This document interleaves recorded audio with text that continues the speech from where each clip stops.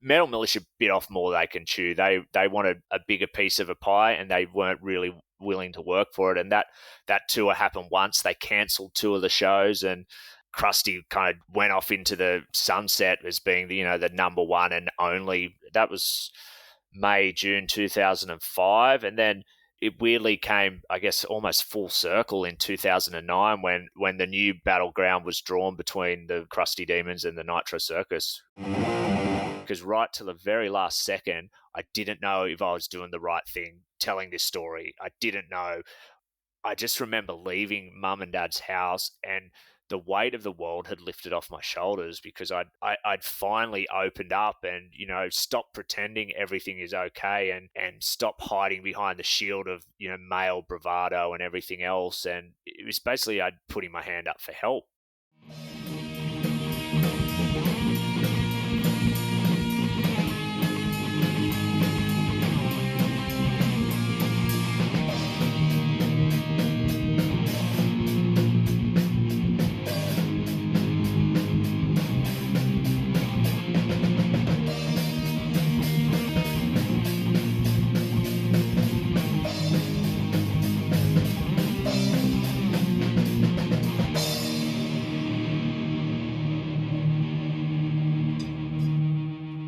Hi and welcome to an all-new Writers Lounge podcast. I'm your washed-up host, Steve Sommerfeld, but today you'll be getting to listen to another podcast host, but he'll be on the other side of things and we'll be answering the hard questions about action sports, the Metal Mulisha, Crusty Demons, and Nitro Circus live, the tour life, and also mental health. It's Nathan Brown. In this episode, I wanted to talk with someone who isn't even a writer, and as a matter of fact, someone who wasn't even into action sports until he stumbled across a job which turned out to be working for the Crusty Demons live tours almost 2 decades ago. It almost sounds like he's an old man, but I can guarantee you he's still young at heart. There was a couple of reasons I wanted to talk to Browny today though, and the most obvious is his valuable insight that he has had into FMX and action sports over the years, working from within the industry, from having a completely different angle to how most of us would even see it. And not to mention, he witnessed some of the biggest turning points in the entertainment side of things. Firstly, with that Metal Mulisha and Crusty Demons breakaway in about 2005 when he first started. Then there was the World Records Night. There's plenty of tour life, watching new riders begin their careers. And then the Crusty Demons and Nitro Circus battleground in 2009, which made the Mulisha drama really just look like a bit of an arm wrestle between friends. If you don't remember how all this went down, don't worry. Browny brings us all back up to speed real fast, as he was watching all of this from a vantage point that not many others would ever have been privy to. Businesses were destroyed, riders lost out, and the fans were torn between shows, and friendships were definitely at breaking point.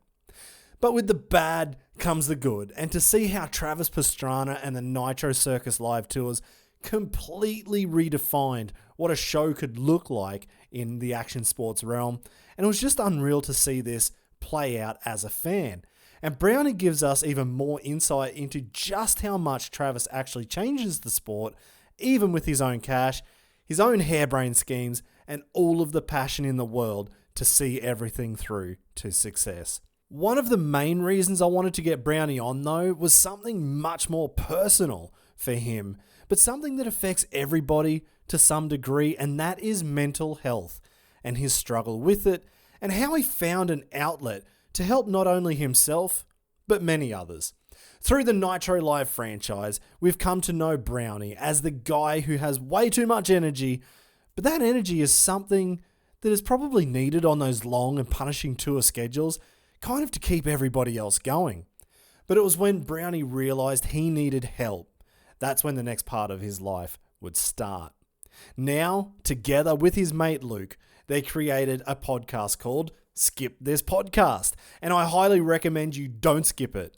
What began as two guys telling their story, which was tough to listen to because you never want to hear of people suffering, but they were able to really eloquently explain those low points and offer up insights into mental health, and also perhaps what signs to look for, even in your own mates. It's very much based on action sports. Already they've had some pretty big guests on, including Harry Bink, Matt Wyatt, some guys you might know of already, but also Jimmy Coleman, who's one of the guys behind Red Bull X Fighters, but he's also front and center as the voice of X Games and Nitro World Games. I think, though, it's better if I let Browny take the reins here and tell this side of the story, because there are some highs and there are some lows, and you'll want to strap yourself in as he opens up on some really important topics, but also some very personal moments. Before we get stuck into this very in-depth interview, I just want to give a quick shout out to my sponsors who have helped me personally and also with the podcast. Of course, as many of you know, Lakes Networking, they've been one of my longest supporters, not just with building websites for me and all the technical know-how to keep me mobile for the past 10 to 15 years or more, but also the belief that Jason and the team had in me and what I was doing with freestyle motocross, which helped me to keep pushing to go as far as I could.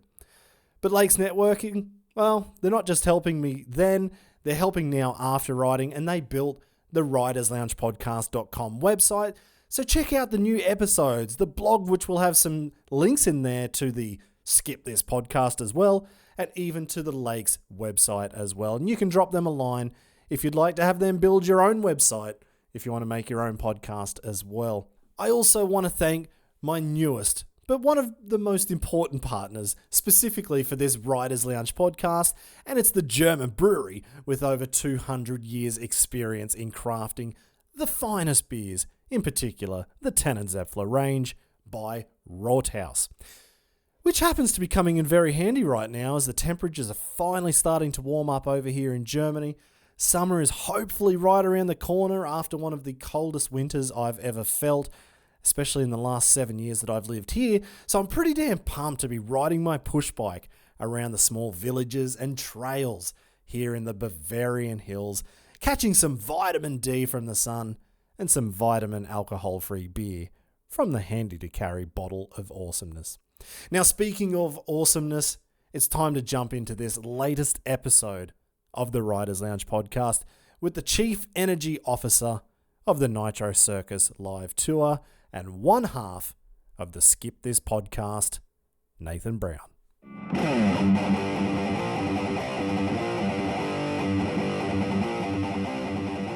That's why we're here.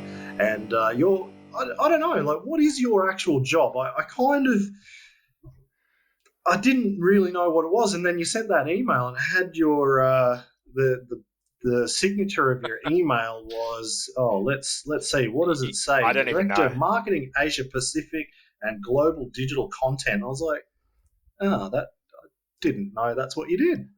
Yeah, me either, actually. So I think that's a fancy way for describing myself for LinkedIn, I think. And I didn't even do the job title. I actually have 2 business cards. It's the job title's that long. So yeah, I would probably say, if I had to describe myself, I'm kind of a bit of a handyman around the office. Like, I like selling tickets and marketing, and I love analyzing numbers and stuff. But the real fun stuff for me is like producing the content and the live shows that, kind of do everything. They call me the Everyday Hero, is one of my nicknames on the tour, because I just do a little bit of everything. None of it very well, but I just have a very diverse skill set because I've been doing this a long time now. So, and I love it still.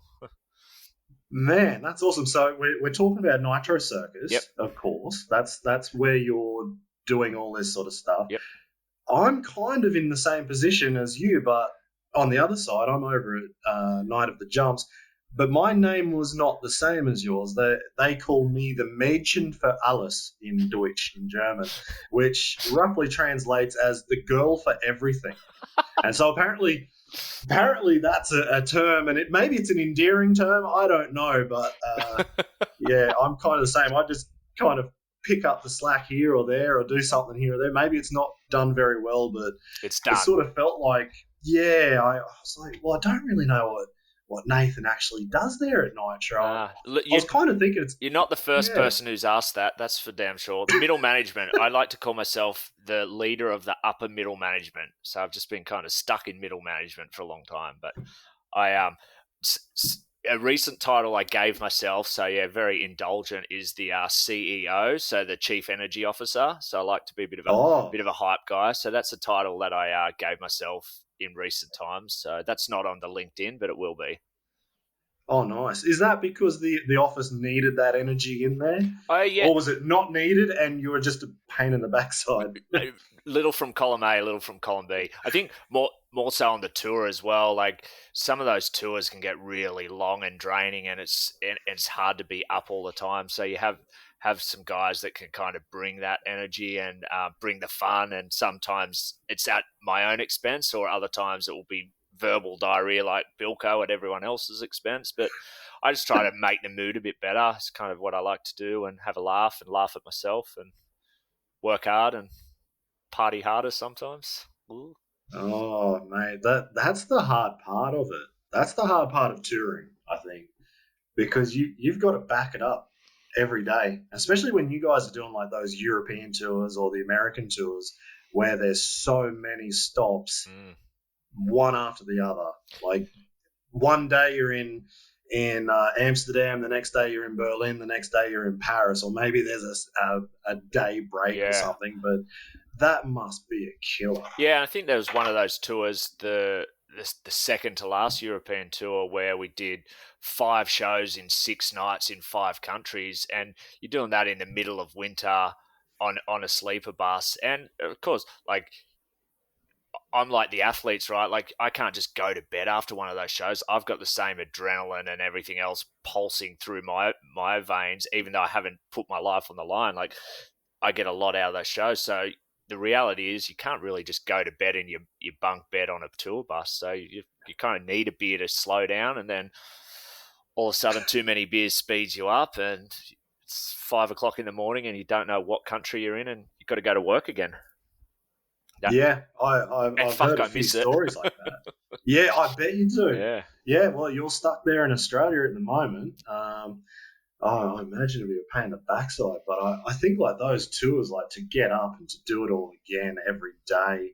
How do you feel after what 2 months, 3 months when you're doing it on the road? Yeah, I mean, and us as in the management team, we've got the easy job. Like we're the same sleep deprivation as everyone else, but we're not putting our bodies on the line. We don't have the bumps and bruises of the dirt bikers and the Gigantoramp guys do. But it's for sure, like you get to the end of that tour and all you want to do is sleep. You inevitably get sick, and you know the adrenaline and everything else runs out. Like you're running on fumes. I don't think there's anyone who gets home from one of those tours and just like turns their phone off and just gets back to reality. And then you have the tour hangover. You can't wait to say goodbye to everyone, and then you miss them like a week later. And that week has turned into 14 months for us, the live action sports industry. But bluer skies on the horizon, hopefully. Yeah, absolutely. Do you think, like, I'm only thinking about this now as you said it, is it too much, like, when you're doing those tours? Because, like, you guys, obviously, Nitro, they are pushing with all those shows day after day. Is it too much? I mean, Like, is it for your sanity, probably, to even if you have one extra day between events? the reality is you've got to do it like that to make money. It's like you can, Yeah. like the tour sitting around doing nothing is expensive, and the break evens are really tight, and it's hard. It's a hard market, Europe, and same with North American Cap City Tour. So, you know, you're talking 30, 40, $50,000 a day of just elite buses and stuff sitting there idle, athletes not getting paid. You ask any athlete, like they would say, let's get as many shows into a short amount of window as time, and they'll deal with the bumps and bruises and aches and pains. And I think for us, we it would be great to have a bit more spaced out, but that's not the reality. It's just how it's done. Like you look at even rock and roll bands when they tour Europe, and Pink and the like they just cram all those shows in, and they're selling a lot more tickets than we are. Yeah. Yeah, they're getting a lot done. Mm-hmm. That's for absolute sure. Yeah, no, it's definitely a tough gig, and it's a long time now since shows. How's that been for you? How has that 14-month break been? Yeah, so far, so plus the rest that's probably coming. yeah, so far, yeah, it's been I think it's been I've been really lucky. I kept a paying gig all the way throughout, but I think it's been tough watching a lot of my friends struggle. Like I'm one of about 10% of the people in our company that are full-time employees. Everyone else, from the athletes to the track crew, they're all contractors. So no work, no pay is pretty much their situation. Like like pretty much everyone in the events world, not just action sports, music gigs and everything else. So my company did a really good job of keeping a lot of us employed, and we created like an athlete content network to try and get some social content out and pay our athletes. And it I'm pretty thankful for the situation I found myself in, all things considered, because I saw it a lot worse within our industry, and I saw it shockingly close to home as well. Like my sister was a florist and lost her business because she couldn't do events, she couldn't do weddings because weddings were kind of shut down. So I think for me, on a personal level, it was probably a good chance for me to reset and kind of work on myself a little bit more, which, we're going to touch on that a bit later on, I'm pretty sure. And Yeah. I use that to my advantage for the most part. But initially it was a struggle because I know exactly where we were when Prime Minister Scott Morrison had that press conference. We watched it in a bar, in the hotel bar in Adelaide on the 14th of March, and we were doing the Adelaide show on the 15th of March. And Scott Morrison said there'll be no outdoor gatherings more than 100 from Monday, March 18th. So we had a powwow discussion whether or not to go ahead with this Nitro Circus show in Adelaide, and we decided to do that, and that was the last show we've done. And I think I kind of had a pretty good grasp straight away that it was going to be a long time between live events.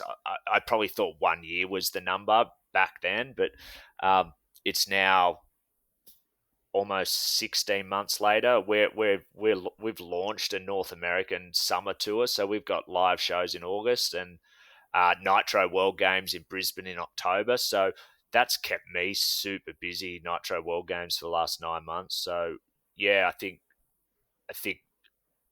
I don't want to say we're through the worst of it, but there's some definite positive signs on the horizon. Yeah, it feels like there's a little bit of light somewhere at the end of the tunnel.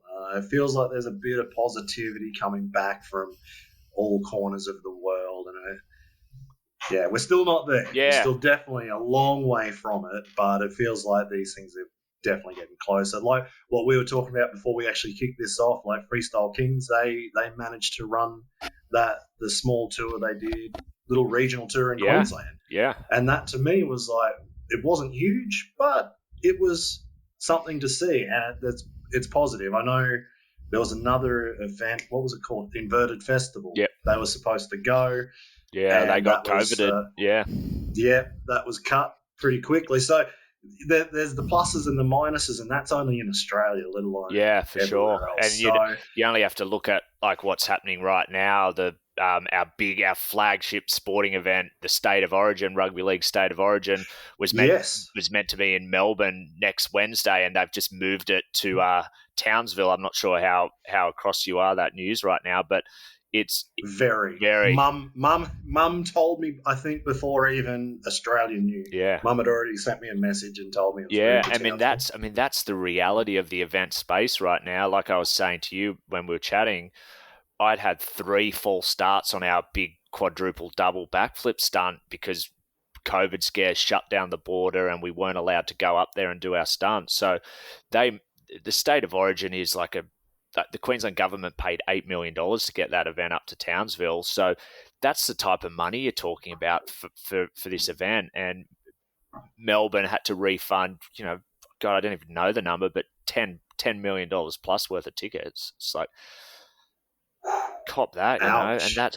unfortunately, that's the new reality of events right now. It's like you've got to risk it, and props to Josh at Freestyle Kings. Like that took a big set of balls to do what he did under all the current climate, all things considered. Like like he put his big boy pants on into the promoter world, like much bigger than his kind of Yeah, freestyle king shows at Mount Druitt Shopping Centre and the like, and all like, and I mean that with all due respect, like he is absolutely. huge paying customers and putting on a show for those people. I mean, I I I'm a big fan of his and a friend. I'd like to consider him a friend. And he told us about it beforehand. He's like, I didn't Mm, want to go behind your guys' backs, and he didn't have to do that. And for sure, like if a freestyle motocross show is going well, it's good for everyone in our industry. absolutely. No, I'm completely with you on that one. We're only a small industry. Yeah, We all know each other, yeah, yeah. so It's not hard to find out anything about anyone with one or two phone calls. yeah, And I'm a big exactly fan of right. Josh. Hopefully, I mean, be interesting to see what he does next year and where that kind of lands in a Nitro versus Freestyle Kings territory. But I think we will work together with him on that. You know, we're friends for sure. And Yeah, but I mean, it's inevitable that we're going to be rivals as brands. Like you just can't shy away from that. yeah. That's it. That it is one thing, and it is a bit of a pain in the backside, but on the other side of things, there is enough room for it. So, and if you do it the right way, Yeah, well, that's it. like say, if it's good for one, it's good for all. And Absolutely, if yeah. yeah, That's the bottom line. It's particularly in the Australian market, where Australian New Zealand market, where you know it's a big part of what Nitro Circus does, but it's their market as well. So it'd be naive of us not to respect them, and but if we didn't see them as a threat as well, that would be pretty bad business by us. oh yeah, absolutely, absolutely. No, I completely agree. It was like you said though, he put his big boy pants on because he was the full promoter of that show. Yeah. That was something I didn't know until only about a couple of weeks before he kicked off, and it was one of the riders told me, Mm. and I just, oh, really? Like this is actually really a risk for him to do this show, Mm-hmm. and and at that point, not I certainly had the respect for him for doing it, but to know that you're the promoter, like if this goes to shit, and if It's you're your money. COVIDed Yeah. and cancelled, that's all on him. Yeah. He can't go looking to somebody I else. mean, So, I I whew, I wouldn't be I work for the promoter. I wouldn't be a promoter in the pre-COVID times. It's just like I would never sleep. That's scary, scary stuff. That's a lot of money, and you throw in the completely out of your own control COVID. No thanks. So yeah, props to Josh yeah, for sure, and all those boys they threw down in look like great shows, and you know, hopefully that means freestyle motocross is back on a bigger scale, and action sports generally here in Oz. yeah, absolutely. Well, you did just mention it before. You after what three cracks at it, you finally got the 4-way double flip, Yeah, the double. quadruple double Uh, sounds like a burger for Hungry Jacks. I was thinking in and out when I heard it. I was like, oh, here we Yeah, go. This is a good yeah, one. the quad double. So it took you 3 shots at getting that Yeah, done. But what was the hope? Like, you must be working them with the Queensland state government, I'm yeah, guessing, yep, or how's all that work? yeah. So the Queensland government are our major partners for the event. They're paying for Nitro World Games to be in Brisbane. It was meant to be in April last year in Wales, and it got COVIDed. Yeah, well, I was waiting for that. Yeah, I was going to head over and check it out. yeah. So when that happened, Nitro World Games was in a bit of limbo, and at that point, the Queensland government were really starting to make some noise about. They kept basically that both the AFL and the NRL, so our two winter sporting codes, going by setting up these bubbles up in Queensland. So I think 4 AFL teams plus 2 rugby league teams all relocated to Queensland. So all of a sudden there was this groundswell of like how Queensland and the Queensland government being worldwide leaders and in keeping economies open, and at that about the same time they stole the AFL Grand Final. For the first time in history, the AFL Grand Final was not played in Melbourne; it was played at Brisbane. Yeah, Round about the same time, they started making overtures for Nitro World Games, and it was a big part of what they were trying to do to show Brisbane as this worldwide leader. And they we were no doubt we were a pawn in their political game, and we were happy to be that, because the deal we Absolutely. got and the support we've had from them, and the doors these guys, these phenomenal guys, Tourism and Events Queensland and the Brisbane EDA, which is the Economic Development Agency. I think we were talking, and State of Origin, they paid $8 million for that event.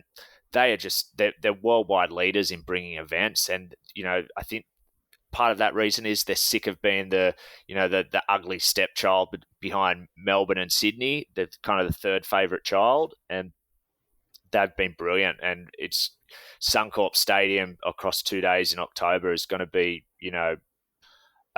an amazing time for us, an amazing moment for action sports in not just Australia but the world. Hopefully, we're calling it the biggest action sports event in 2021, and I don't think you can argue with that. No, I don't think so. What else will there be? I think X Games is back on now, or am I only hearing rumours? Yeah, I'm hearing the same rumours, but I'm not going to sit here and confirm or deny, because I don't know. But I don't know either. So at that point, I don't know what's going to happen with Night of the Jumps. I don't know what's going to happen with any.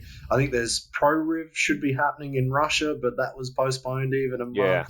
So there are some big ones on the horizon, but I can't see them happening. Yeah. If it's going to happen, I think it's going to be Brisbane Suncorp Stadium. Yeah.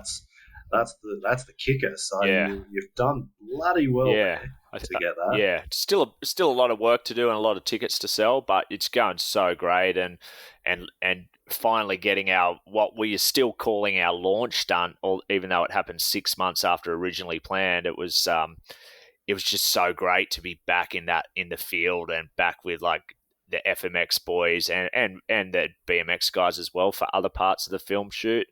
But it was just the energy, and you just know these guys are just chomping at the bit to perform. Particularly, the Aussies could easily take first, second, and third in just about every discipline except for skate vert. Like if you were to frame a betting market, it would be a very real possibility. Yeah, for sure, and that's the thing. All right, it was four Aussies made this double backflip train. Yeah, there you go.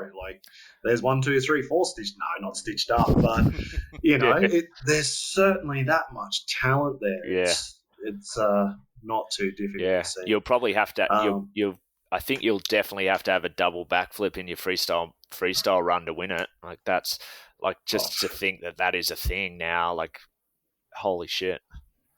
Yeah, it's ridiculous. It's crazy that it's got to that point, and it's got to that point where you're just doing promo jumps in Brisbane with 4 double backflips. Oh, yeah, just doing a promo. You jumped out of a helicopter one day, and then you double backflip in the next. It was a pretty wild 48 hours, that's for sure. Doing the helicopter. I was so Jacko has been a long time friend of mine. I actually used to room with him in the Crusty Demons days back in 07, 08. So he's 14, 15 years old, and I was a bit of a young buck back then as well. So I'd been given almost pseudo guardian rights because I had to stay home. Not that I did a very good job of that, but so I was working with Jacko on both of these projects really closely, and as you know, he gives off the aura that he's this absolute lunatic, and that's his social media persona and everything else. He's a brilliantly sharp mind and one of the smartest guys you'll ever meet, and he's a mad scientist. He's a pilot. He does so much. He built his own aircraft hangar for his compound. He's a brilliant mind. And so we did the 3-person double backflip in Wales for Nitro World Games back in September 2019, and so it was a pretty easy choice to say, let's beat our own record. Typical Nitro Circus, we're beating records that no one else is interested in, but we did. We'll claim it as a world first. That's what we do. Yeah, that's it. World first here, world first and there. So Jacko did Wales as well. I was like, why don't you want to do this? And he's like, yeah. And I'm like, well, you're going to have to do another day of PR for me as part of this Queensland government film shoot called Navigate Brisbane.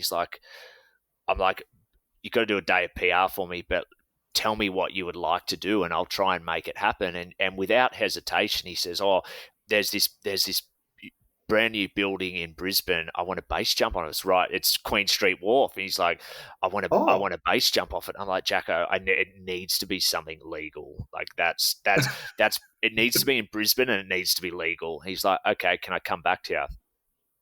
And the next day he came back and said, what about us skydiving out of a helicopter? And I was like, okay. I've had some strange requests over the years, but this was probably in the top 5. Leave it with me for a couple of days. And sure enough, our Queensland government partners got me in front of the right people. And all of a sudden I was chatting to a guy at Brendan Parker at Elite Helicopters. Shout out to him. He's like, mate, I've never done it before, but I think we can do it. I'm like, okay, do you need to look into it a bit more? He's like, nah, we'll do it. We'll get it sorted. So I'm like, okay, this is starting to... You almost shot yourself in the foot by asking. Yeah. No, all right, good. Let's go. Yeah. Beg for forgiveness. Don't ask for permission. That's it. I'm always the wrong way on that one. Yeah. I always ask for permission first, and I always find out I fucked up. I should have just done it. So sure enough, I'm now like basically a helicopter skydiving expert. I know the weights that it needs to be. I know how high they can go, and yeah, we pulled it off, and it was the most amazing. Like, take away all the amazing vision and everything, just seeing the guys' faces when they landed. Like these guys are the gnarliest athletes on the planet. Like any sport, forget like the gnarliest FMXs. They're the gnarliest guys on the planet. It's hard to see them stoked on too much because they risk their life and Liam in their day job. So to see him kind of stoked and lost for words, and that's what it was when all these 3 guys just landed on the beach at Moreton Island off Brisbane. It was our first day of filming, our first day together in 14 months, and it was perfect. It was so good to see those guys, and of course, Jacko managed to talk the helicopter pilot. He's like, you can do 1 jump at 10,000 feet or 2 jumps at 5,000 feet. So they got to do it twice, and that's stuff for them that is not that easy to do, especially in Australia. Like that's and they skydive for kicks, and the helicopter thrill is something much greater than the plane thrill. So I was stoked to help pull that off for them, and then the next day we did the quadruple double, and it was like, it was pretty perfect 48 hours to be back on the road with all like some great friends of mine. That's awesome. Okay, well, apart from trying to do it 3 other times before, for that 48 hours of awesomeness, how much time does it take to get that done? What have you got to organise to get all of that? Because you're talking about the government, so you have to get things past them. I can't imagine that's a very fast process. Yeah, the government has actually been really good, but that was definitely 4 months of planning. Like those 2 days were part of a 12-day film shoot, so all of that stuff's happening pretty concurrently. Like the quadruple double had 3. That was its 3rd choice location, so we'd been bumped from a couple of other places around Brisbane, and the government kind of just kept opening doors for me to kind of try and knock down the door. Like they'd open the door and I'd have to sell it, and we got that done. And then the same guy who did the helicopter work for us came back 2 days later and took us to Hidden Vale Adventure Park, where we mountain bike like 2 days later. It was overall, it was just a real surreal experience. I think for sure there was a bit of recency bias, but it was hard to top that kind of 2 weeks we just had, given everything that's going on in the world, the COVID break, and that we ended up on Sports Center with that stunt. But that's something that I'll remember forever, that week. And of course it was only 2 weeks ago, so maybe I won't remember it forever. But right now I'm going to say I remember it forever. Bloody brilliant, mate. Well, we'll talk a little bit more about Nitro World Games a little bit later on for the big deal, the big show that's coming and what you might expect to see there. But how did you even get into Nitro? How does this whole story start that you're doing such a cool job that most people would give an arm and a leg to have. Yeah. So I was doing a sports management course, just an advanced diploma, and my goal was to work in rugby league. So I was 21 at the time. I had a shitty job beforehand, and I hated going to work every day. So I was like, I quit that job. Well, I didn't quit. Story for another day. Kind of got asked to leave, and my dad. The best bit of advice I think I'll ever get. My dad said to me, like, listen, Nathan, you love rugby league. Let's find a way for you to get a job in rugby league. What does that look like? And sure enough, I found a course, a sports management course that out of Parramatta. So I had to catch the bus and train out there. And part of the reason why I signed up for it was that they had some work experience, some internship at the New South Wales Rugby League Academy, which I happened to live around the corner from. So the second and third term I had to do work placement, and so I had to do 3 months of work placement at the New South Wales Rugby League Academy, and it was free work, and I ended up staying there for 9 months. I did 2 days a week working for free. Like they kept on saying, I can't give you a job, and I'm like, I'll just keep doing this. I was mowing lawns 3 days a week, and working at the Rugby League Academy 2 days a week, because I was like, this is what I want to do. I want to be in rugby league. I love rugby league. And it got to about 9 months. I was like, fuck, I've got to start looking for a job. This is not going to happen. And I was back in my day, when you looked in the classifieds of a newspaper for jobs, there was no LinkedIn or anything like that. This is summer 2005. Yeah, I think it's 2005. And there was a job in the paper for Crusty Demons to be the stock control. Really? Because they were based in my home location of Warriewood, and so the job was to be the stock controller of the Crusty clothing brand. And my previous job, I was the stock controller for a plumbing supplies brand. So I was in control of a whole. I knew what inventory management was. And I'm very good with numbers. I was like, I was definitely not an action sports guy. I was a ball sports guy. Like, I knew my knowledge of action sports was pretty limited. I would say, like, I knew Tony Hawk and Dave Mirra through PlayStation games, and I knew the Crusty Demons, not even DVD, VHS series back in the day as kind of a teenager.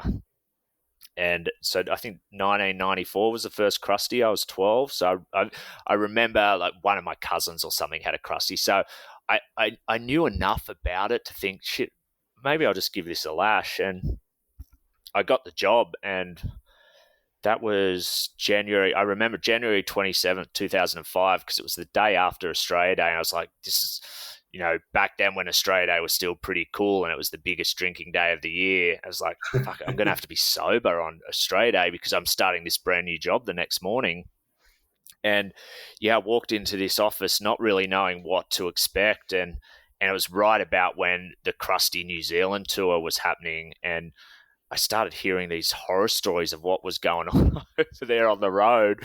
Like one athlete chasing a security guard around with a knife because he was tripping out on acid, and a bit of violence and just, carnage. And I'm like, I'm 22 years old. I'm like, what is this world? Like, I dreamt of being in rugby league, and I've, like, who are these people? Yeah. And then my first ever show was the Crusty Night of World Records at Ipswich in May 2005, and so I'd been working at Crusty for almost 6 months then, and I went as the merch assistant. So basically, all I did was trolley boxes of shirts around from the 3 different stages, and if anyone who's been to Ipswich Speedway, how fucking big that ground is. And I remember working a 21-hour day and watching the Used Hot was the band. So they had like 6 or 7 punk bands, and then that was the night that Trigger Gum, I think, jumped 320 odd feet. Seth was meant to do it but got injured on the Metal Mulisha tour. Robbie Madison, who ended up being a great friend of mine, like, he was just starting his big jump career and did I think he did the biggest trick on a 250 and then longest jump on a 125, something like that. Yep, And that's the one. Exactly. Yep. something like that. And I just remember thinking, holy shit, this is the coolest thing ever. And we did the arena tour straight after that. We went to Melbourne, Sydney, Adelaide, and I think we went to Perth outdoors. We were at the Kwinana Speedway or whatever it is.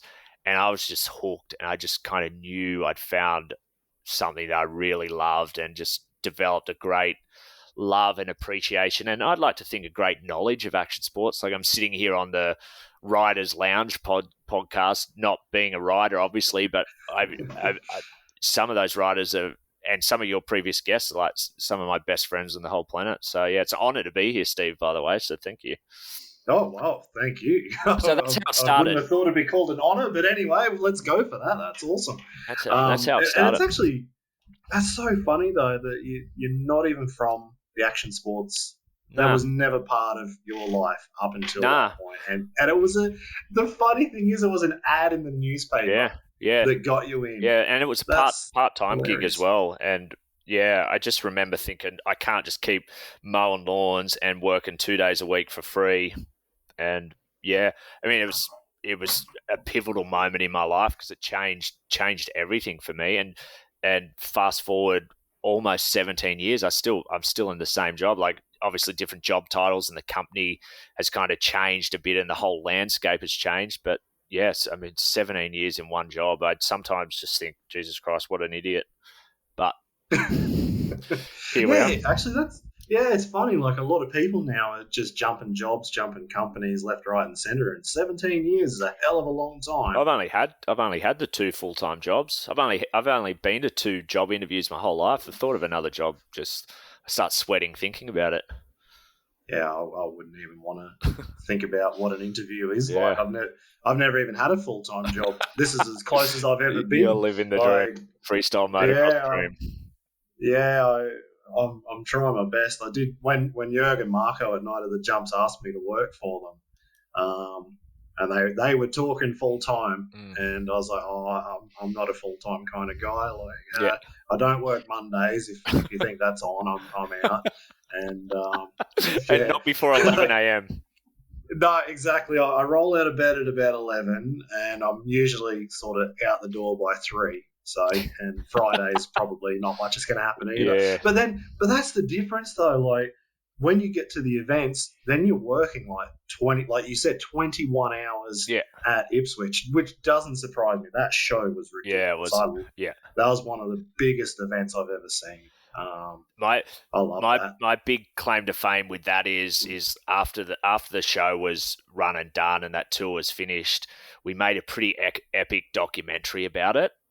And my boss at the time, the legendary Mike Porra, who kind of created the Crusty Demons live show, he's like, I need you to I've got the phone number for Evel Knievel. I want him to voice this documentary, because at that point they were talking to both Russell Crowe, but they really wanted Evel Knievel to voice this. So I'm like, okay, I'll okay, because at this point I was just doing any job. So this is why I've kind of still to this day will do anything, because I did that at the bottom level just to try and solidify my spot there, and that's kind of how it evolved. So I'm like, okay, I'll call him. And I remember like trying for a couple of weeks, and I eventually got him, and I kind of gave him this spiel. I'd written down what I was going to say because I was really nervous. Fucking Evel Knievel. And so I'd said me a couple of lines I needed to say, and I'm pretty sure I didn't take a breath. And then I'm like, Evel, are you there? And he's like, fuck off. He just told me to fuck off. I was like, so I had to go back to the boss. I was like, so I spoke to Evel Knievel.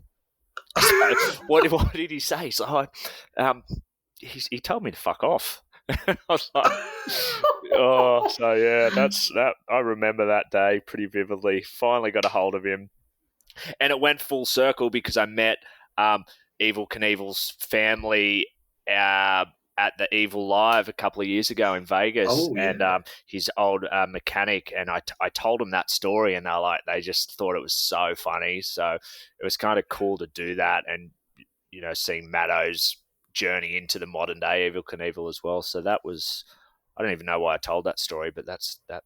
Yeah, there you go. Doesn't matter. That's awesome. That's so good to hear it. Far Oh out. yeah, you were No, talking about those event days being long work days for sure. It's like I liken it to a bit of a pregnancy, right? So from conception to the birth, like it's about a 9-month program where you get the show on sale, sell the tickets, and then your baby comes, and that's show day. And whilst it's a lot of hard work, it's the most rewarding part of the whole thing. So you've battled hard and you've kind of gone through all the obstacles in 9 months, whether you got the ticket pricing wrong, you've got to spend more marketing money, you haven't sold enough tickets, whatever it might be. When that baby comes or when that show hits on that Saturday night, there's no better feeling. Like I share the exact same adrenaline. Well, not the exact same, but a very similar rush to what those riders do, because we've worked bloody hard to get that up and running, and lots of people do lots of work to do that. And you right before your very eyes, it comes to life. There's no better feeling like in my professional career than watching those shows go off. Yeah, I completely agree with you. Obviously, as a rider, I know the feeling of doing the show, but all I have to do to get to the show, okay, you have to train every day and make sure you can do what you're going to do. But the actual show, it's like, you're taking phone calls from all different places, and I'll turn up there. So you jump in the van and you turn up and you put your gear on, you do your show, and hopefully it's a good one, and it's awesome. But it's nothing like your job. Like you said, 9 months to make that one day work. Yep. It's a whole different ball game that I only appreciate now. Yeah, for sure. And that goes into we've been the same. Like I've really enjoyed a couple of our athletes go into like management roles. Like one of my best friends on the whole planet, Chris Haffey, was a legendary rollerblader from the start of the Nitro Circus. He retired in 2019 and is now the athlete manager. So he's got this amazing look at it from both sides, what an athlete wants and needs and what he needs to do from middle management. Steve Minnie does the dirt bikers, Bo Bamberg does the dirt bikers, and Bilko has done the dirt. So they kind of get to see both sides of it, and I think that's pretty special for those guys to experience that, and like you say, appreciate it from a very different point of view. So it's cool because there isn't a lot of jobs in the action sports industry. There's lots of people want to get in, so you've got to appreciate that and respect the industry as well, I guess. Yeah, exactly. It's a lot harder than what I ever thought when I was a rider. Put it that way. Like I never appreciated it. I did in a way. I certainly appreciate it, and I would always give the best performance I could give, and I'm sure every single rider wants to do the very best they can. But I never really appreciated how much risk there is involved and the work that goes into those events. But I mean, you've seen it all.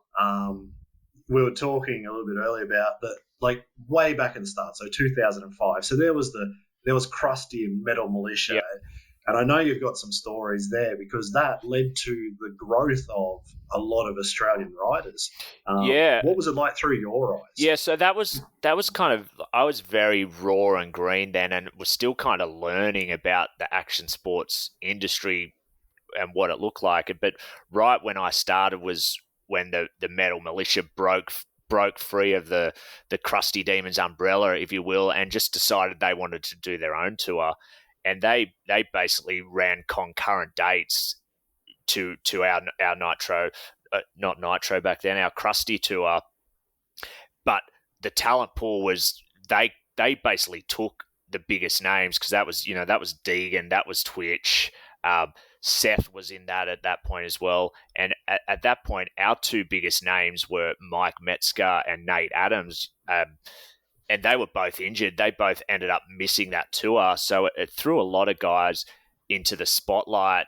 Adam Jones all of a sudden became just about the best rider on that tour. Maybe not the biggest name, but definitely the best rider. Like that tour back then, the Aussie guys kind of got their first shot of it. They were backflipping 45 feet. That was Maddo, Bilko, Cam Sinclair, Steve Minnie, I don't even think was backflipping back then. He just had all the great combo and right way up tricks, the combo king, and still is to this day probably.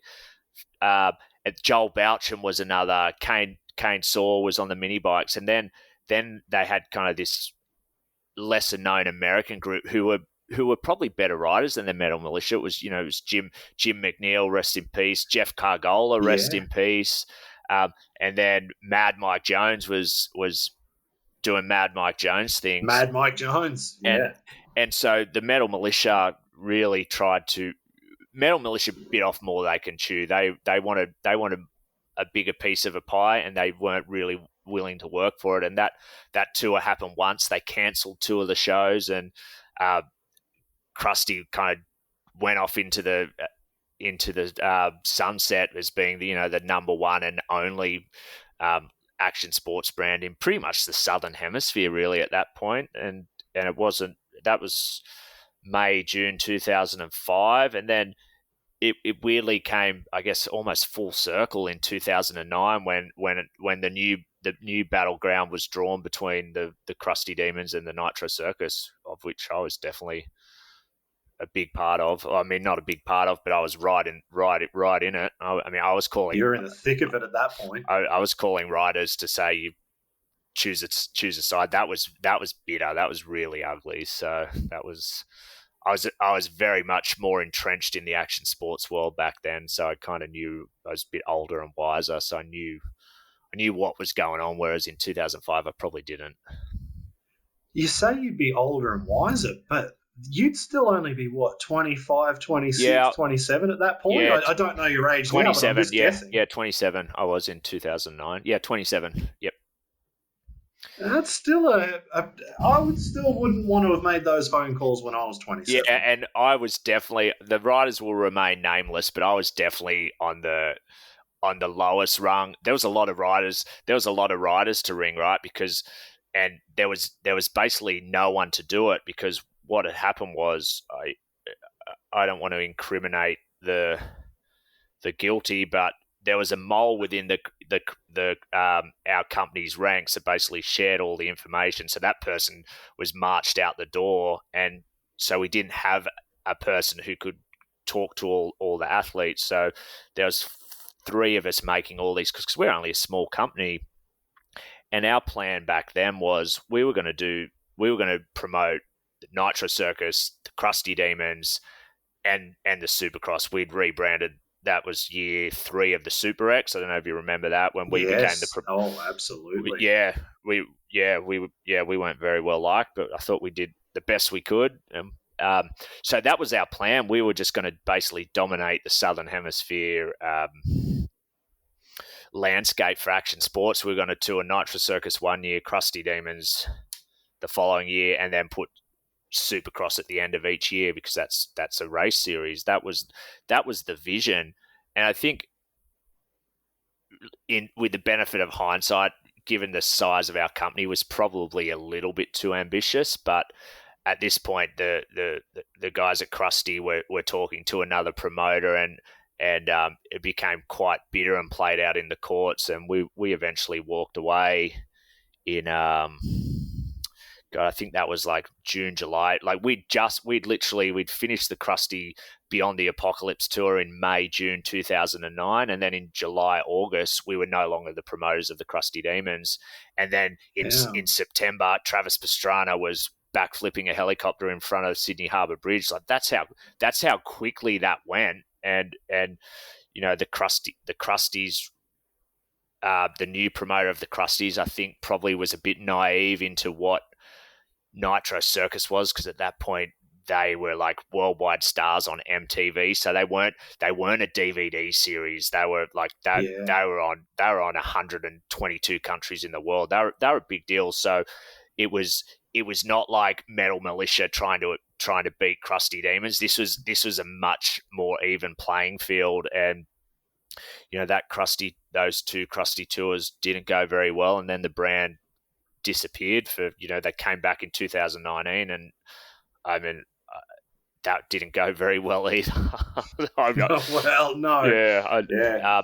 Probably don't need to say too much about that one, but I think we all know what happened Yeah. there.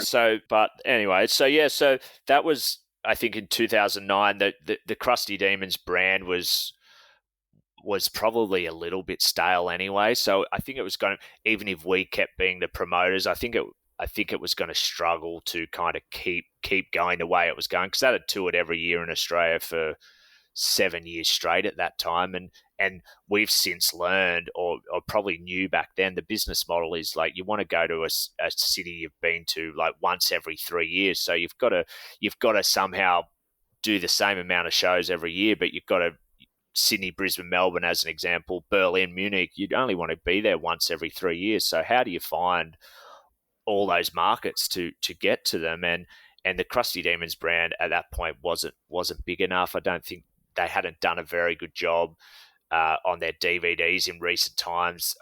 I think it wasn't what it once was, and Nitro was definitely, as a live tour, was the new kids on the block, but it was a very, very well-known brand, and those scenes, the first couple of tours in 2010 and 2011, like, we had to hire personal security guards. That's how popular these guys were, and it was incredible, those first couple of tours. That's crazy, actually. Like, I remember that whole thing. Everything you were saying there, it's just the memories are flooding back. You even sent that Freerider. Yeah, I found that Freerider article. Picture, yeah, like that's awesome. And as I was reading it, I was like, oh, it's all coming back to me like it was yesterday. And I was reading it at the time, like, with so much energy, like, what's going on? Who's going where? And it was just so wild. Friendships were ruined over that, and it was real. There's some guys who I thought were friends that I would never speak to, like, particularly the guy that used to work at our company. He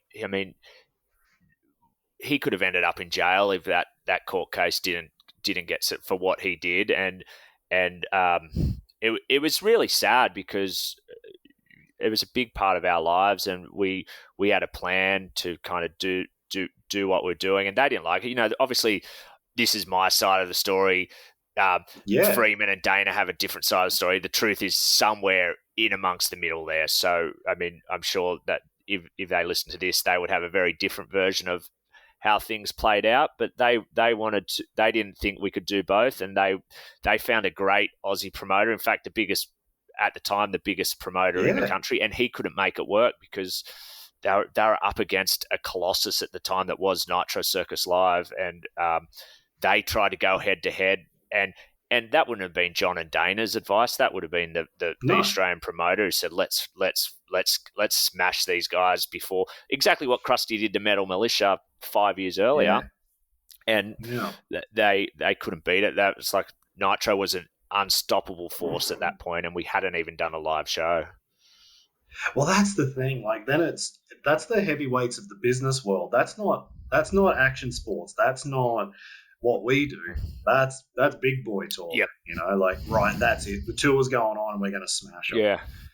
I wouldn't want to be making those decisions. No way, me either. That would be horrible. No way. Absolutely horrible. I think the legal fees alone were like north of 250 and south of 500. So that they spent a lot of time in court to eventually, and I'm not talking out of school here because it's on the public record, they paid us to go away, and it worked. I remember, and it said it was like a large number or something. I know the number, but I'm not going to say. An undisclosed sum, I believe, is what it was termed. But it worked out. I read large somewhere, I just thought large is, I like just reading large. Yeah. Large. Maybe it was large undisclosed. Yeah. Like, oh, okay. Use your imagination and you can get pretty close, I reckon. Yeah. So, and it turned out like it didn't feel like it at the time when I was calling guys like Chucky Norris. He's saying he's going to get X amount to do this Crusty tour, but I've got X amount to give you for the Nitro tour. That was not fun for anyone, and it put all the athletes in a bad spot, and people did have to pick sides, and it did ruin some friendships. But most of those have been kind of reconnected for the most part. Like Matto was on the Crusty side, and that's because he wasn't really that interested or in Nitro. He didn't need Nitro. He was kind of, but he's been such a great servant for Australian sport, and exactly. Maddo's on another level, on his own level. Oh yeah, so yeah. He's the closest we've got to like a Travis Pastrana in terms of like he transcends action sports media into mainstream. Like he's the guy. He's like Mike Metzger's the godfather, but Maddo is the godfather of Australian FMX as far as I'm concerned. Like you probably put John O'Porter and maybe Dane and Luke as well. But what Maddo did to put Australia on the world map, like just the greatest guy. I got so much respect for that guy. Yeah, exactly. He definitely had the smarts to go along with what he could do. Like he had the skill and he had the brains to make it happen, and he did make it happen. And I was actually thinking as you were talking there, like I was seeing it a little bit from both sides because I was very good friends with Matt Schubert. Yeah. I know he went crusty because he had his issues with Pora, and that's certainly been public. But so I was there on that side, but then at that same time I was working with Sheeny and Clinton, and so then I was working with you guys on Nitro, and it was so weird to see riders going one way or the other, but that's just what had to happen, unfortunately. And, well, I wouldn't want to be in your position. It was our version of the Super League war in rugby league. Like you had to pick a side at that time, and athletes were getting paid overs to kind of pick your side at that point. And one day hopefully there's an ESPN 30 for 30 about it, because it was what was going on in the boardrooms and what happened was a pretty incredible time in the history of freestyle motocross and action sports on the planet, not just Australia. Just happened to be that we were an Australian promoter. And the funny thing is, you're an Australian promoter, and you said you were only a small company, and you're running Crusty Demons, and you're running Nitro, and the Supercross in Australia. Yep.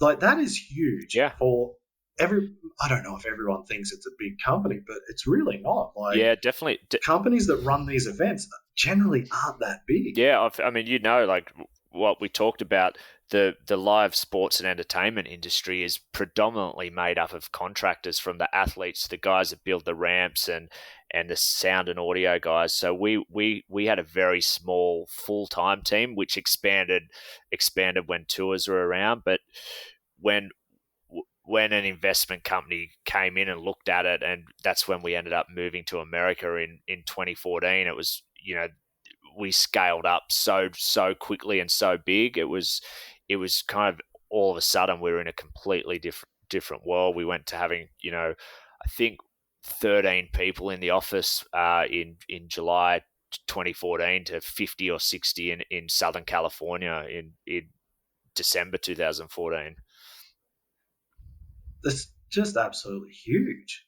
Like to do that, was it too big then? Like when you grow that fast and that big? Yeah, I think it's like, with the benefit of hindsight, we probably did go a bit too big too quickly, and we were coming off the back of some hugely successful tours in like our European 2012 and 2013, and our Australian Cap City 2014, which is still to this day our biggest ever tour in Australia. So we were like, we had an aura of invincibility about us, I think. And, like I said, the benefit of hindsight is we probably did grow a little too big too quick. But I think those reins were kind of fixed and corrected pretty quickly. And then all of a sudden we were Nitro World Games was born, I think, a couple of years after that. The kind of brainchild, like Pora's new incarnation, along with Trav, was to create this brand and to go head to head with X Games. So to think, we're full circle, like 15 years later after the Crusty Militia war, where it's X Games versus Nitro World Games, which I'd like to think, well, from our point of view, it's no longer the case. We try and work with X Games. It's, I think, but there's the pre-COVID anyway, both could coexist, and they serve different purposes, and they're at different times, and we work with each other on the dates so we don't clash, because most importantly, it's the athletes who benefit the most from having two Olympics, right? That's at the end of the day. So you could never say to them, pick Nitro World Games or pick X Games, and we'd be naive enough to think, we wouldn't be naive enough to think that, and we would give that ultimatum to an athlete and they would choose Nitro World Games over X Games. No way. X Games has the runs on the board. That's it. They started it, didn't they? Yeah. Well, they didn't start it, but they've certainly been there for 99% of the time. Yeah. So I wouldn't have even thought of them as a fan. I don't even think I'd see X Games as competition, to be honest, because I see Nitro World Games as kind of a completely different event. Yeah, and I think what I see looks different. Yeah. And I think that's what we tried to do from day one. We marketed it as, it was a contest for the athletes, put on by the athletes, because Trav was the leading man. It was Trav's co-vision with Porra, and I'd like to think that event can stand alone. It's not little brother to X Games so much. It's just like you say, a different event. Like it's a TV product, but it's amazing in stadium experience, whereas I think X Games has been built for TV for a long time, and it has a really amazing TV product, but maybe isn't the best in stadium experience. So yeah, I think you're right there. Like inside the Staples Center, that to me is best trick, Staples Center. Travis doing a double flip, but everything that happened before and anything that happened after, of course, was unbelievable. But I think those the bigger area ones where they don't have a crowd in the background. Yeah, it's all those TV. baseball field freestyle shows are just you can just, it's the silence is deafening in those arenas, and you know it yourself as a pro rider. That crowd is a big part of what you guys do underneath the helmet, and to not have that a lot of times. But the flip side to that is the Travis double at Staples is probably the most iconic moment in action sports history. That and then Tony Hawk's 900 probably, and that was all X Games. So that Staples Center stuff for Trav, like that's our industry's, like, exactly where you were when you watched that, and I will always remember that. And I didn't even know Travis back then, but just knew what that moment meant for the sport. Never thought 15 years later we'd be doing a 4-man double backflip train, but no, exactly. What's it like then to go from not knowing who he was to I guess maybe on the day of shows you're kind of his boss? Are you pointing him in the right direction and telling him, right, you've got to be here and you've got to get that done? Maybe not me so much. I obviously knew who the legend Travis Pastrana was in the Crusty days, and we had tried to get him on the Crusty tour, and it just didn't work out. And I think in hindsight, it would have been bad for his image to be on that tour. Like having been on the Crusty tour for 5 years and been on the Nitro tour for 12 years, they couldn't be any further different into what it is like behind the scenes and everything else. So I won't dive into that, but I met Trav in September 2009 to do this helicopter stunt to launch Nitro Circus Live to the world.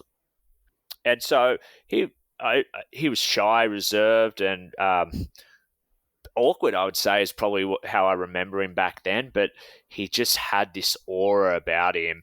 And when a camera got in front of him, I was mesmerized by how he just had these a whole media scrum eating out of the palm of his hand. I'd never seen a media scrum like this either, by the way. It was like the Queen was speaking, basically. It was so incredible watching him. And then our kind of relationship developed nicely over the years. And again, he kind of really kept to himself, or kept to his core little group of friends. And then we really started getting close together in, I guess, a few years into it. He kind of let his guard down a bit, and now we're great friends. And now he chooses me to go on the big PR junkets with him, because he likes to have likes to have a good time and likes good company. And we have a good time in like the PR junket across Europe, for example, is not a lot of fun, like with the work. So you've got to try and make it fun in other ways, and that's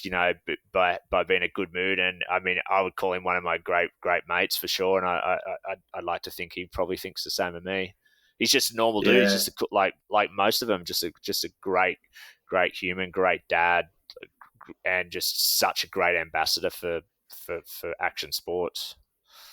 man, you've nailed it. Absolutely. Like, he is the ambassador for what we do. Yeah. Like, and that's the thing. Like, what I've thought about a lot more, especially doing what we're doing, what I do with Night of the Jumps, what you're doing there, and I keep thinking to myself, like, Travis he started all of this, like, especially more for the competition side of things. Let's say what you do in World Games and with the events at Nitro.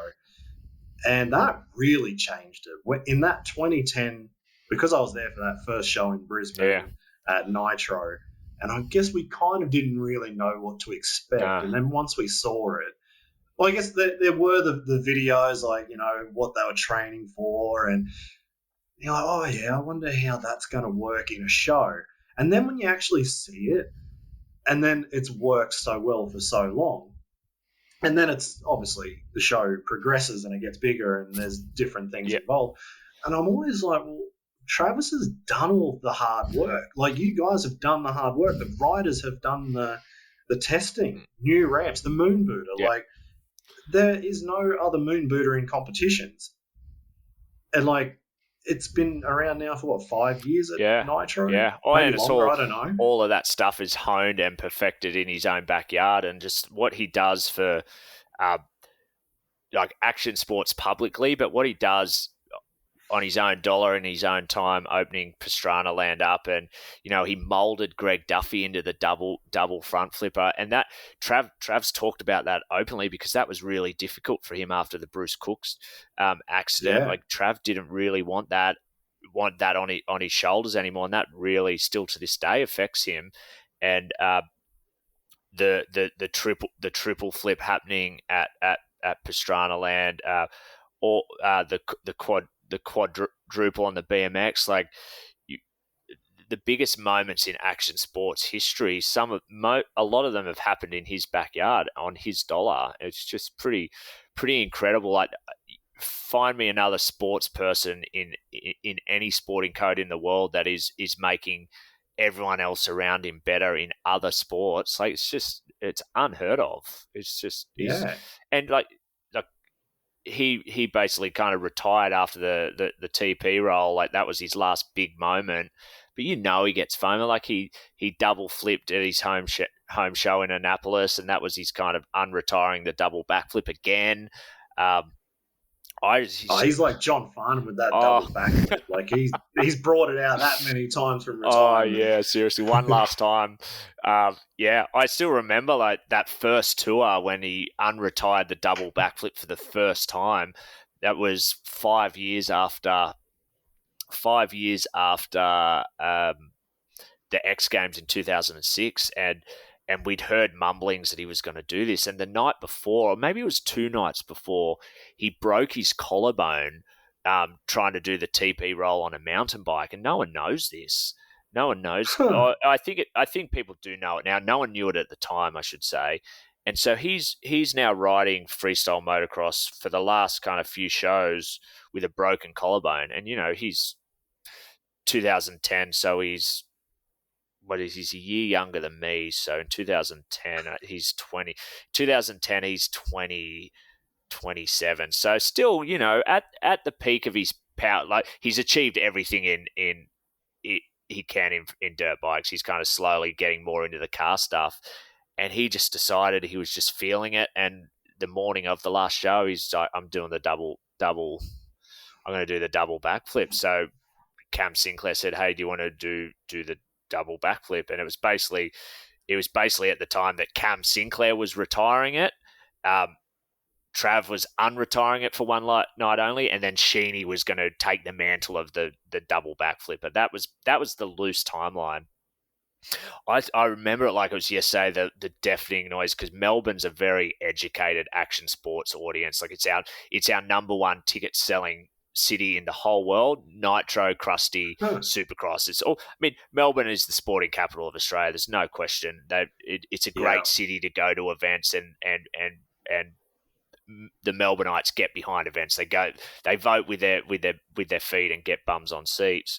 So this place was just going off, and in for whatever reason, Trav and Sinclair decided to swap jerseys.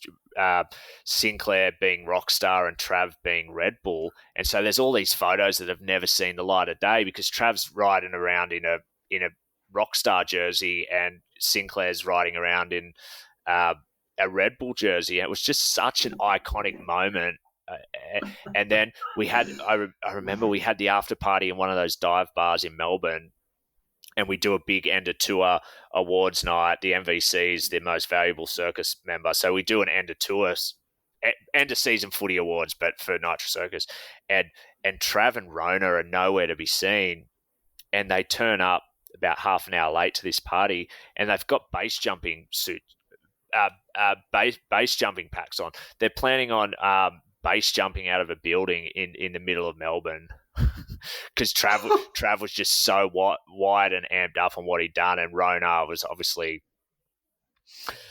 one of the best in the business to do that stuff, and so they had fully planned on going base jumping at the end of the night. Thankfully, it didn't happen. That some common sense prevailed, but that was kind of my first full tour with Trav, and I was just like in awe of him then, and fast forward 11 years later, he's still the last man signing autographs at the end of the show, doesn't leave anyone unsigned, and it's really cool.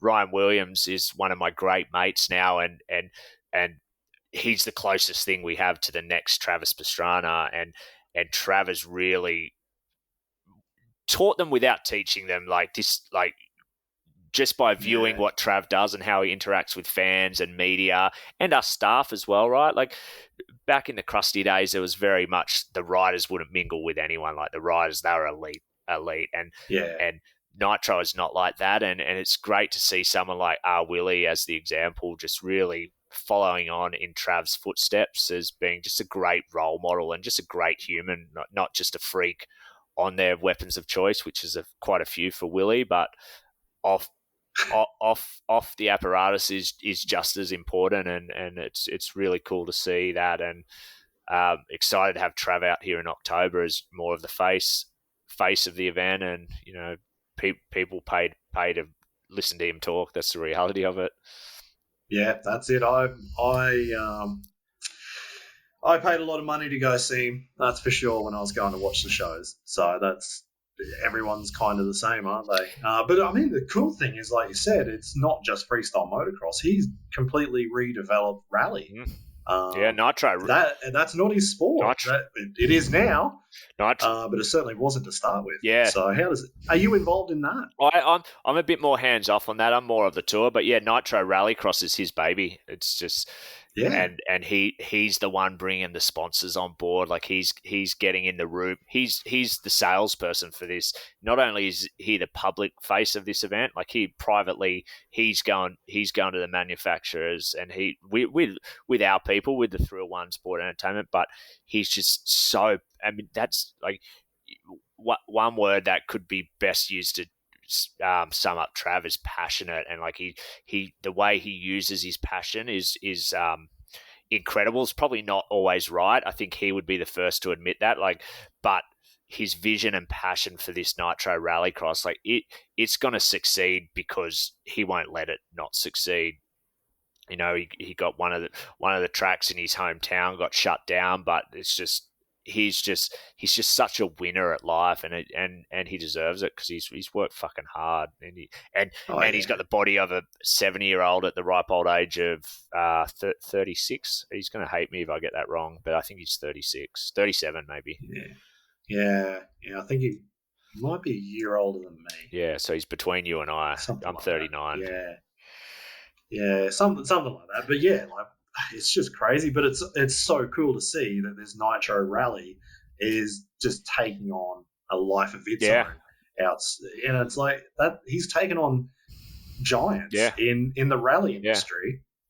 with this. He does, and that's the thing. He doesn't need to do any of this. He just like No. that. He just wants to create this beautiful thing. Like he's not doing it for the money because a lot of this stuff is costing him his own money. But he's just so passionate about and the vision for rally. Like I watched Rallycross at Nitro World Games the year before last. It's the first time I've ever been excited by rally, and I've said that to Trav. Even though Trav's been rallying for a lot of years, Yeah. it's just not a sport I've really understood or cared too much for. And he's created a new sport. Just like it's not far off from calling it that, and it's exciting. And again, like he's not the best at it, but he's in the field and he's probably hate me for saying that he hasn't got the results he thought he was going to get in it, but it hasn't dampened his desire to make this thing succeed. And COVID got in the way of it in the last 12 months, but I think it's looking pretty unstoppable over the next 12 to 18 months. That'll revolutionize. That'll be a worldwide thing, no question in my mind. Yeah, absolutely. Well, you were talking about, so we've got the progression of freestyle, the progression of rally now. What about the Gigantus stuff? Like that was, Nitro really took that and really ran with it, didn't they? Yeah, I mean, I think on the last Crusty tour, we had a BMXer. His name was Chris Jones. Before that, it was Mark Monier, but Chris Jones I think it was from Perth, and he was getting we had a tow-in system and then a pushing system whereby Mad Mike would whip him in using a boat ski. What do you call water skiing rope and just launch him into this. Like he'd be completely out of control by the time he hit a super kicker and just be trying to double back, like going straight up and straight down on a BMX. It was so gnarly. So I didn't really know anyone on the BMX side of things. So when we got to that first Nitro tour in May 2010, I met all these people for the first time, and they'd done all the ramp testing in Parlour, but they'd never done a live show, so they didn't really know that you've got to go when you're told to go type thing. That first Nitro Circus live show it's a legendary old tale that it went for like 3.5 hours because. And kids were literally being carried out of sleep because it was 11:30 p.m. on a Friday night, and this show was still going because no one knew the kind of the pressure of the live show. Like the dirt bikers were fine; they'd been doing it for years. They were just, it was like clockwork. But the Gigano were missing their cues. And then in that first tour, they were all just trying to throw their biggest tricks straight away, and the casualty ward from that was horrendous. I remember being at, I think it was Adelaide Hospital. Chad Kagi had done the transfer and went from down the Gigana and landed on the freestyle side and got caught, landed but got caught in the carpet and like basically destroyed his shoulder. And I remember just thinking, Jesus Christ, like how is this sustainable? Because back then the airbag, it was an airbag, and these guys like Steve McCann broke his wrist. There was concussions left, right, and center. Even Bilko tried it on a mountain bike, and I think he tore his MCL or something. He was in so much trouble because he backflipped a BMX in his motor boots and broke his already broken knee. And that knee of his, mate, you just got to sneeze next to Bilko and his knee's gone. That whole right side is pretty useless for him. And I just remember thinking, Jesus, how is this sustainable that these guys are just going to, and girls for that matter, Lynn's and Jolene, how is this going to work long term?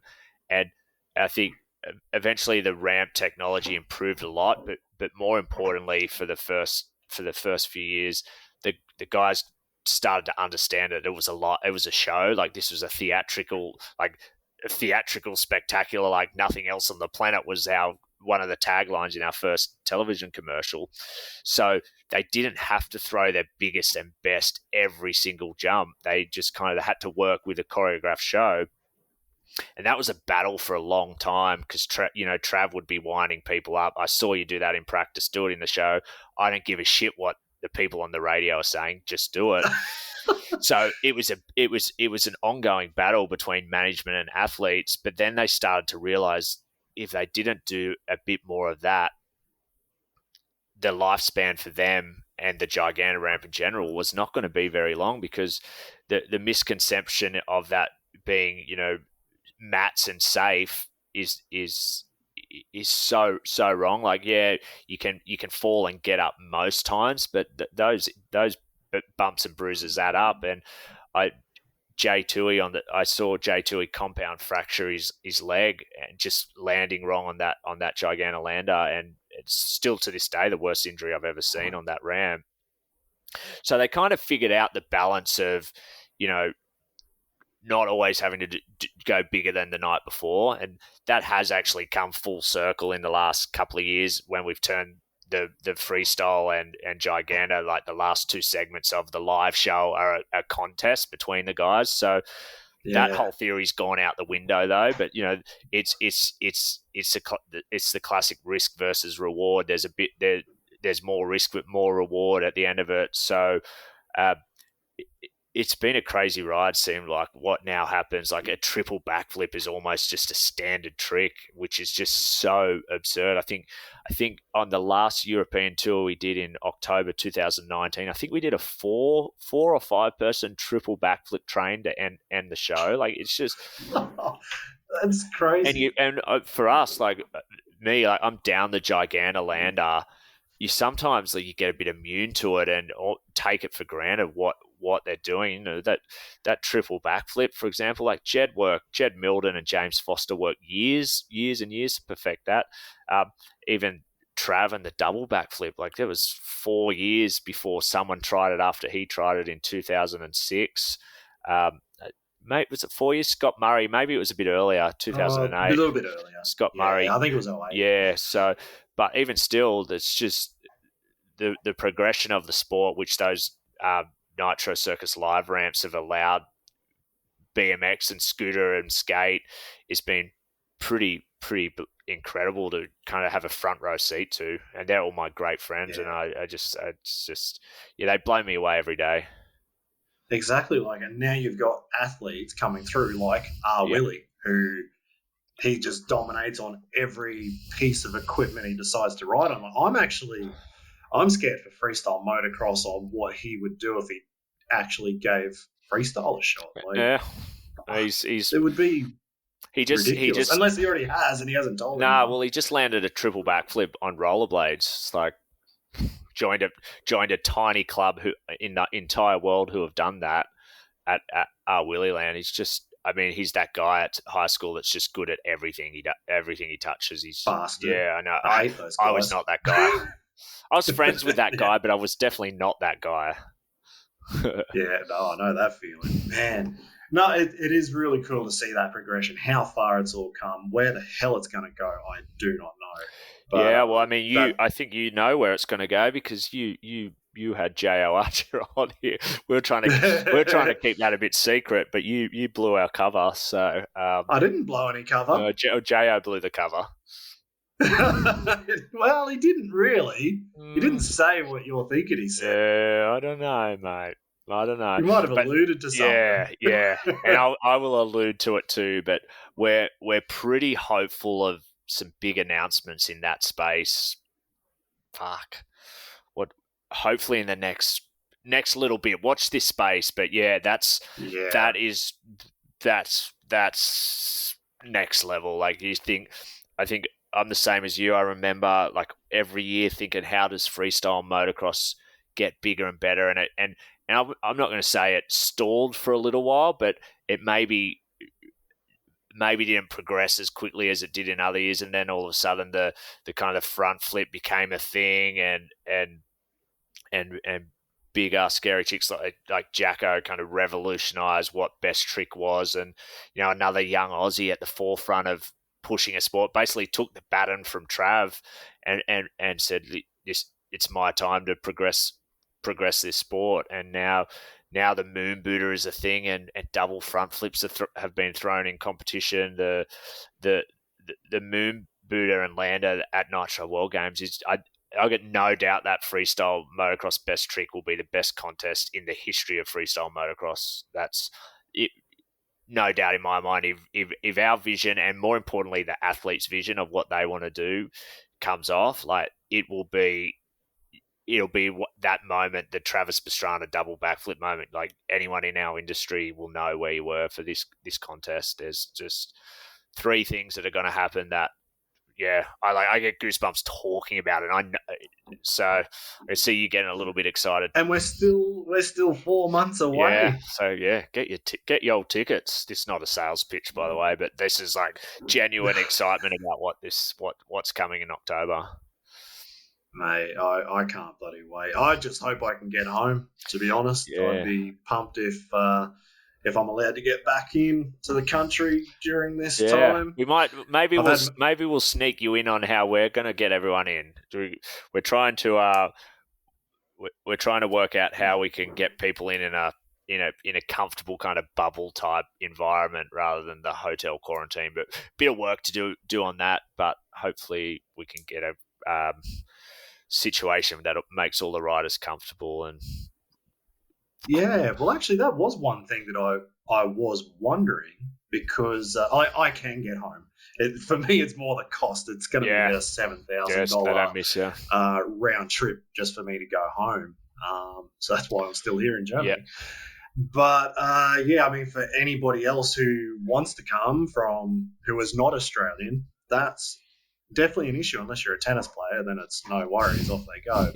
But or a surfer. I'm sure the hoops they had to jump through as well would be huge. Yeah, so, well, that's the thing, particularly the surfing and the tennis. Like, because we're partners with the Queensland government, we're following that model, but better. Like the tennis model was a bit of a disaster. Lots of complaining tennis players.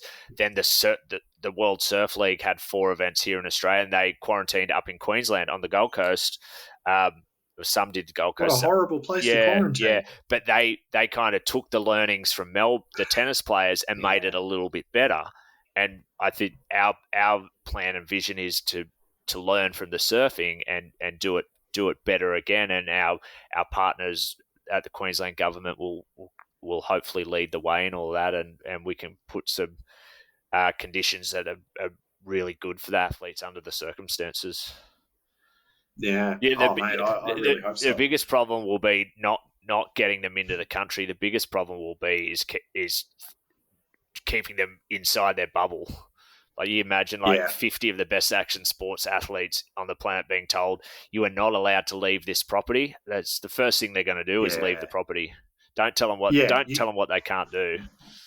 Yeah, exactly. Don't go down to Caxton Street after the show. Yeah. That ain't happening. Go to bed early. There's another show tomorrow. Yep. Nope. Yeah, that's probably the best way you could put it, would be like to say there's a third day. Yeah. Like some bogus third day. And so, look, tomorrow's the big one, so just, have a good sleep, and then actually, no, it's not. Yeah. It would have to be better than saying, no, don't go. Yeah. Well, that's how most action sports athletes have become great, because they've always broken the rules and they've been told not to jump and they've jumped, and that's why they're wired so differently, and they sometimes struggle to follow the rules because they're all told that they couldn't be professional BMX riders and dirt bikers. So it's the biggest FU to the establishment you can get. So sometimes telling them that they can't go out and have fun for a few hours is, you're a lamb to the slaughter thinking you're going to succeed with that. So I just go out with them. You just go with the flow.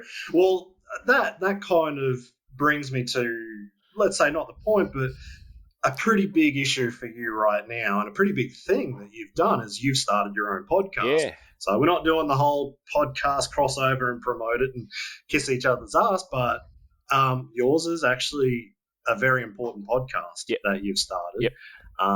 But it's come from a very personal place.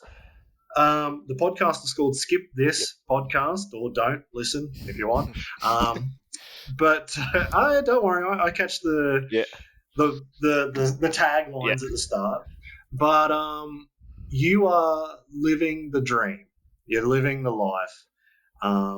But it's not always so rosy. Yeah. And I'm sure, like, this is not just you, and it's just not action sports. It's everybody. Everyone can relate to these types of things. But just explain what the podcast is, but why did you start the podcast as well? Yeah, so probably long story long, to start from the start.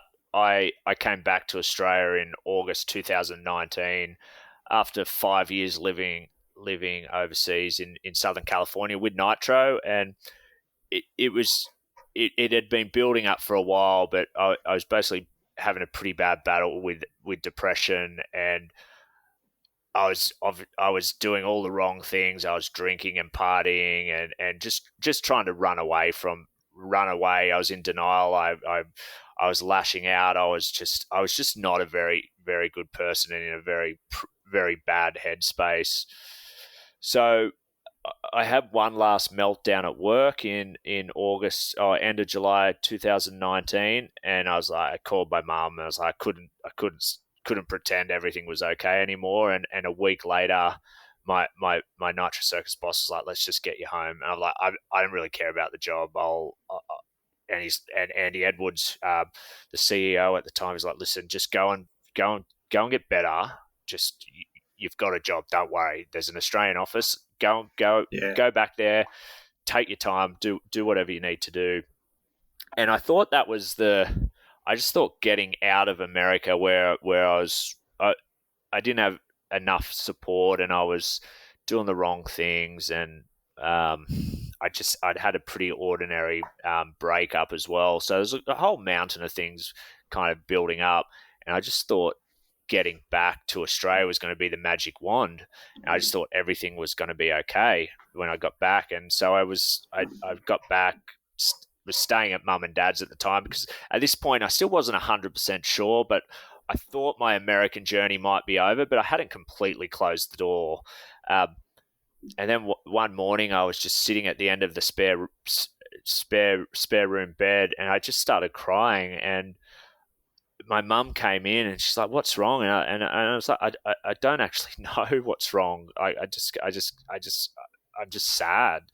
And so I went and I went and saw a psychologist, and I'd done that in America and didn't like who I'd seen, but then I found a guy I really liked, and I was still kind of just talking to the psychologist only, and then so that was about a 5-month journey to March 2021, and I still hadn't really, like, my parents knew a bit about stuff, but I probably wasn't completely open.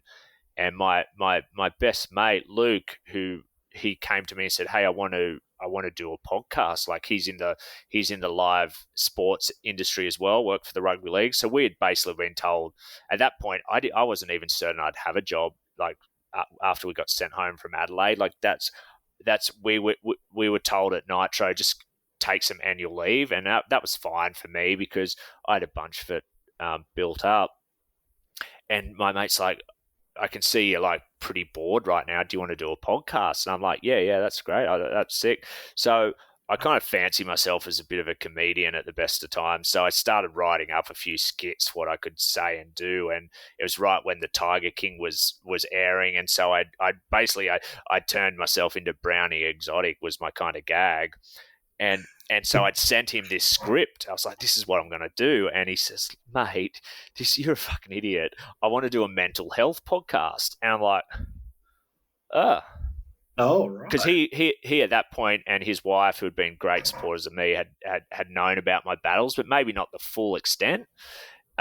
So he's like, "Why don't you have a think about it, and so I think you need to tell your story. You're a good storyteller, and your story can help people." And so I sat on it for a day or two. I was like, "Yeah, you know what? Let's do this." But before I do this, I think I need to kind of write some proper notes. And that's the letter I shared with you, some 18 pages. And I was like, Yeah. I need to give this to my family before I go and kind of air a lot of this publicly. So I gave that letter to my parents one day. It was the day before we were going to record the podcast, and I remember it so vividly because I was shaking. I'm with my mum and dad and sister. I'm the oldest of 4, but only one sister was there, and I was shaking uncontrollably because right to the very last second, I didn't know if I was doing the right thing, like telling this story. I didn't know if I was doing the right thing, and I cried and I gave the letter. And the moment they opened it up, I said, I'm going to go because you guys need to read it individually, and I'll come back in a couple of hours.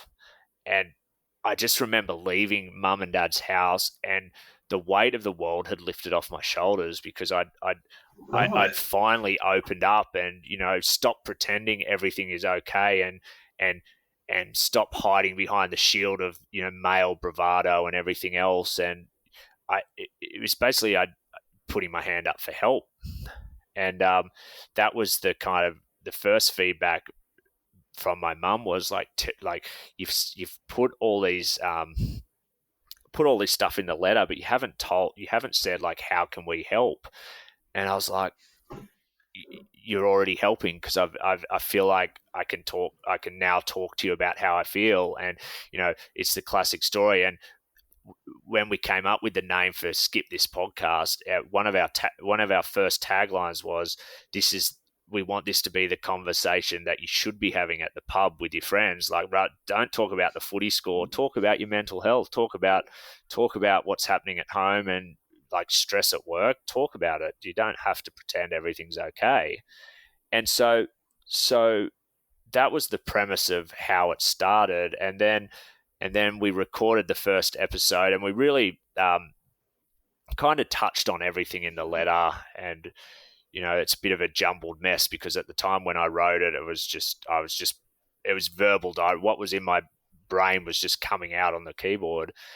And then we dived a bit deeper on the first episode of the podcast. And I remember I listened to it back, and I was like, I'm still not 100% sure. Like, it's great. I know I've got my family's support, but what's the larger world going to think about this? Particularly, like, I'm definitely not a public figure, but I'm very well known. I like to think I'm pretty well known in our industry, and we touched on it at the start of this episode. Everyone knows everyone, and so I was like, shit, am I just airing a bit too much dirty laundry? And is this going to cause an issue for work? Yeah, is this going to cause an issue for work? And I knew, I probably knew, like, my work, it wasn't going to cause an issue, but it's a small industry, and it wouldn't be hard for people to kind of, oh, that's the depression guy, he's a fucking lunatic, I don't want to work with him, type thing. So I'd be lying if I said there wasn't an element of that kind of creeping in. But my mum and dad in particular were like, they listened to it before it went public and said, listen, you have to tell this story. Like, this needs to be heard. I know, like, I've seen you suffer in silence. That this will help. This helps one person. It's done its job. And it launched, and the overwhelming feedback and support and people all of a sudden opening up to me was just, it blew me. It absolutely, like, I'm still I get goosebumps now talking about it. Like, that podcast launched, first episode, I think, like, first week of April last year, and the outpouring of support was just incredible. And then that turned into 3 episodes later, I spoke publicly about and you've read the letter. There's no talk about the suicide stuff and anything else. And I hadn't even planned to talk about it. And I remember just sitting across from Luke, who's my best mate, and he's just bawling his eyes out because he just felt bad that he didn't know, and he felt bad that I didn't say anything. And it was kind of all part of this whole journey about, like, I couldn't tell people to open up to me and talk to me about their problems if I wasn't being honest with them. And I just chose the public forum of podcasting to do it. Like, you can have all those benefits that I had by telling your close friends or your parents or your family. And it was just a very cathartic moment for me, because I knew after that episode in particular that we're on the right path with something pretty special with this, something much, much bigger than us, and really personally satisfying as well, though. So we've done a few fundraisers since, and had a few of the Nitro boys on the podcast in recent times, and that's, we're an industry where mental health has probably been neglected. Like I think we've just the Absolutely. lifestyles we've led, but also the partying and everything else, but also like the head knocks and the trauma and one of the big things, I was partying too hard on the road. I missed my first day of work in 11 years because I was just on a bender in Butlins, and I was just running away from those feelings. I didn't know it at the time, really, to be honest.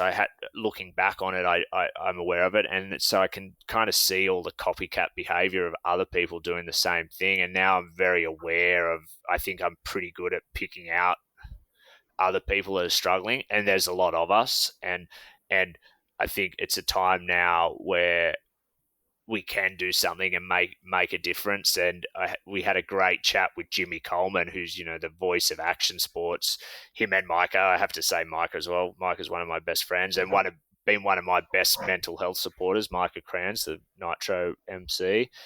And we really touched on that. And it's a difficult discussion to have, but I'm kind of proud to be at the forefront of that and leading the mental health discussion, because I think toughness comes in many ways, and one of those ways is being open with your friends and family, and you don't have to do it in the public forum like I did, but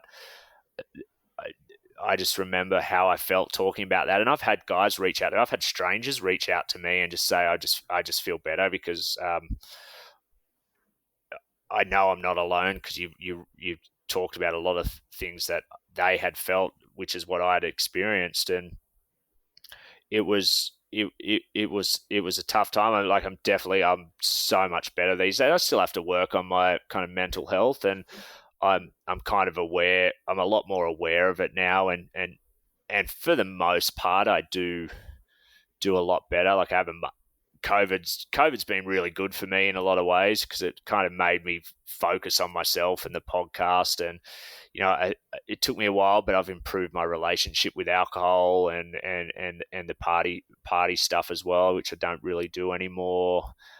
I don't drink that much anymore. And even last week or the week before last, when we're on the road for 2 weeks, with this film shoot with Jacko, the quadruple double, the helicopters, everything else, a crazy time. And that's the first time in 6 years I've gone sober on a tour like that, and first time in 10 years where I wasn't smoking. So I don't think I could have done that without COVID, I think. So, that's kind of a good example of what talking about stuff has helped me do. And I think the podcast is my journey's kind of interwoven throughout it, but we have some amazing guests as well, like some great insights. Like Harry Bink, for example, is this, he's probably right now, probably pretty close to the gnarliest guy on a dirt bike, like in terms of the risks he takes are pretty next level. Yeah.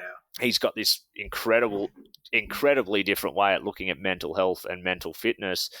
And that's the thing. There's no right or wrong way to do it.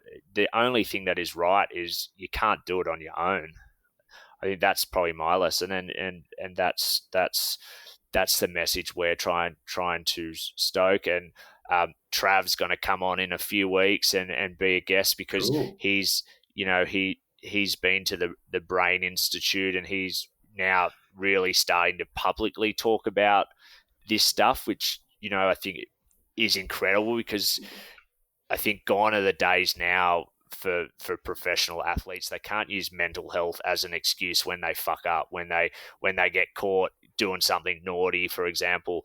Like, use it now, because it's in a strange way, it's comforting to know that a guy with all the money and everything, every possession in his life, can have struggles as well. And that's the message. Like, there's a great place here called the Good Human Factory, and he's trying to get athletes to have those discussions. Like, you see what you see on social media, but there's a hell of a lot more going on behind the scenes, and he's trying to make that public. So that's probably that's the sales pitch for Skip This podcast, man. It's something I've become very passionate about, and I like, we made a joke about my business card type, my job title. Like, I would love to one day, in brackets, like mental health advocate, something like that. I think it's something I've really enjoyed. I've gone and got my mental health first aid certificate, and I just like All right. I just like being I just like learning in this space. Like, I'm definitely not a doctor, but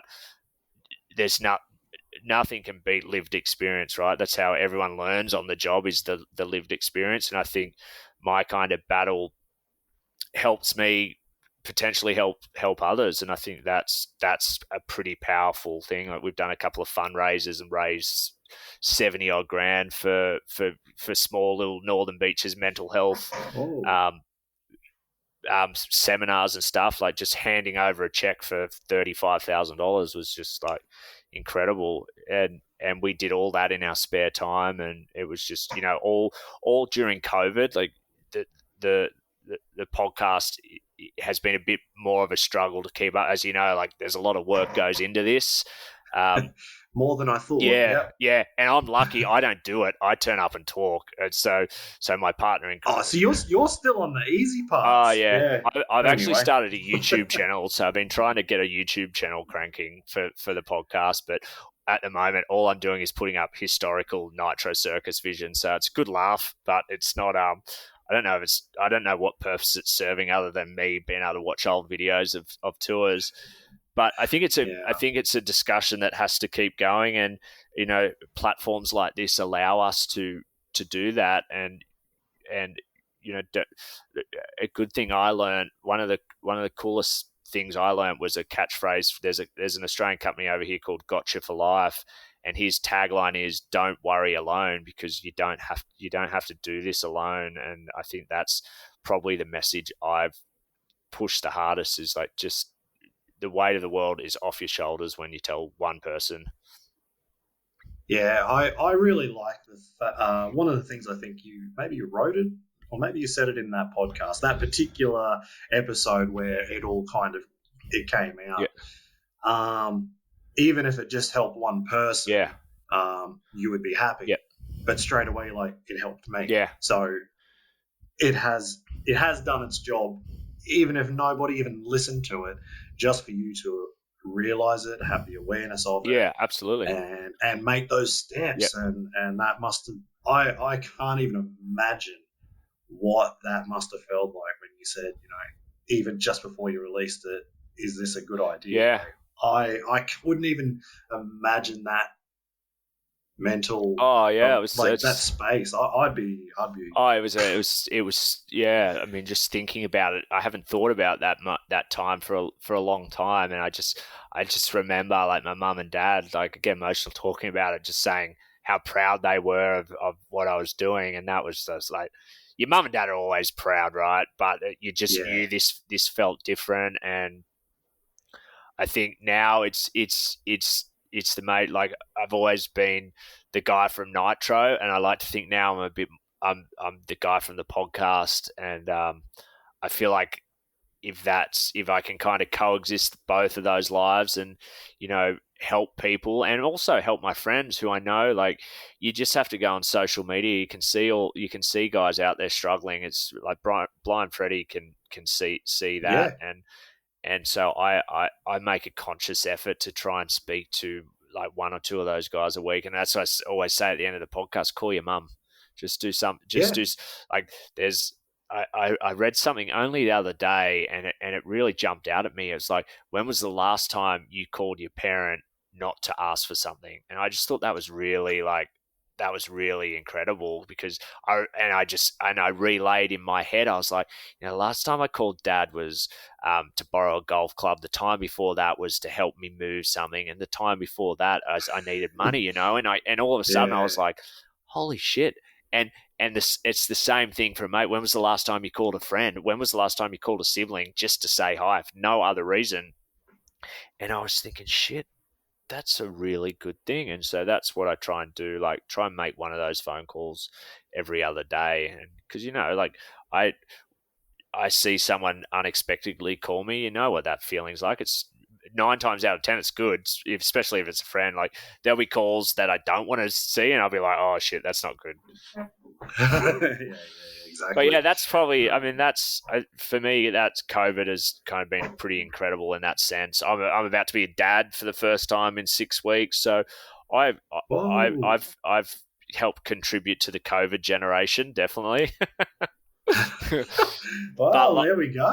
Life is so good for me, and I think the final piece of the puzzle is to get Nitro Circus back up and running. And August it's happening in North America, and Nitro World Games in October, I think, would be the crescendo of a pretty strange 18 months. But it's, I think, as cliche as it sounds, everything happens for a reason. I think for a lot of us, me, it was a good time to hit the reset button, get a better appreciation for, you don't know what you got till it's gone. I think I learned that lesson, but I've also been able to reprioritize what's important to me, and that's particularly on a personal level, being my relationships and my kind of mental health, which is something I've never really, I had this very misguided view of suicide in particular, and I hadn't been touched too much directly by it, but there's obviously been some action sports unfortunate incidents, and some people I went to school with and stuff, and then the celebrity suicides, death by suicide, and I had a very misguided view on it, and it was like, what a pussy, like, how could you be so weak to just give up? And until I was there in that spot, and I was the pussy for like not going through with it, is kind of how I got to it, and the fact that I didn't. And I read another thing, like, I'm always on a journey for knowledge with this stuff, and death by suicide doesn't end the pain, it puts the pain somewhere else. I thought that was really cool, and then so learning about that and being at absolute rock bottom. Rock bottom was just uncontrollably crying on my mum's spare bed, and kind of the journey from there till now, which is basically almost 2 years, August 2019. So almost 2 years since that, and kind of come full circle. And now the podcast is really starting to get a bit of an action sports flavor to it, and that is quite deliberate, because this is where I want it to head, and I want people to hear how Harry Bink deals with stuff. I want people to hear Travis Pastrana struggles with stuff and how he deals with it. Jimmy Coleman, old wise man who's fought some huge demons and come out the other side, and they've all done things a little bit differently, but the one common denominator is having a good support group who knows exactly what's going on.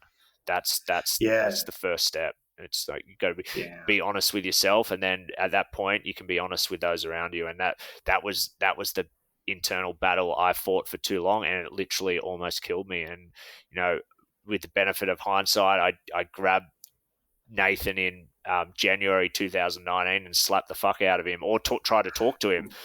But it took me that long to figure it out, and so I want to make sure other people don't take that long. Yeah, absolutely. And there was one thing that really stood out, actually, that, like, I don't think too much about mental health. I have my coping mechanisms of just dealing with riding a dirt bike and dealing with life. Like, I do live the dream, and maybe if people look at Instagram, it certainly looks like a dream, and I only put the things up that are dream-like.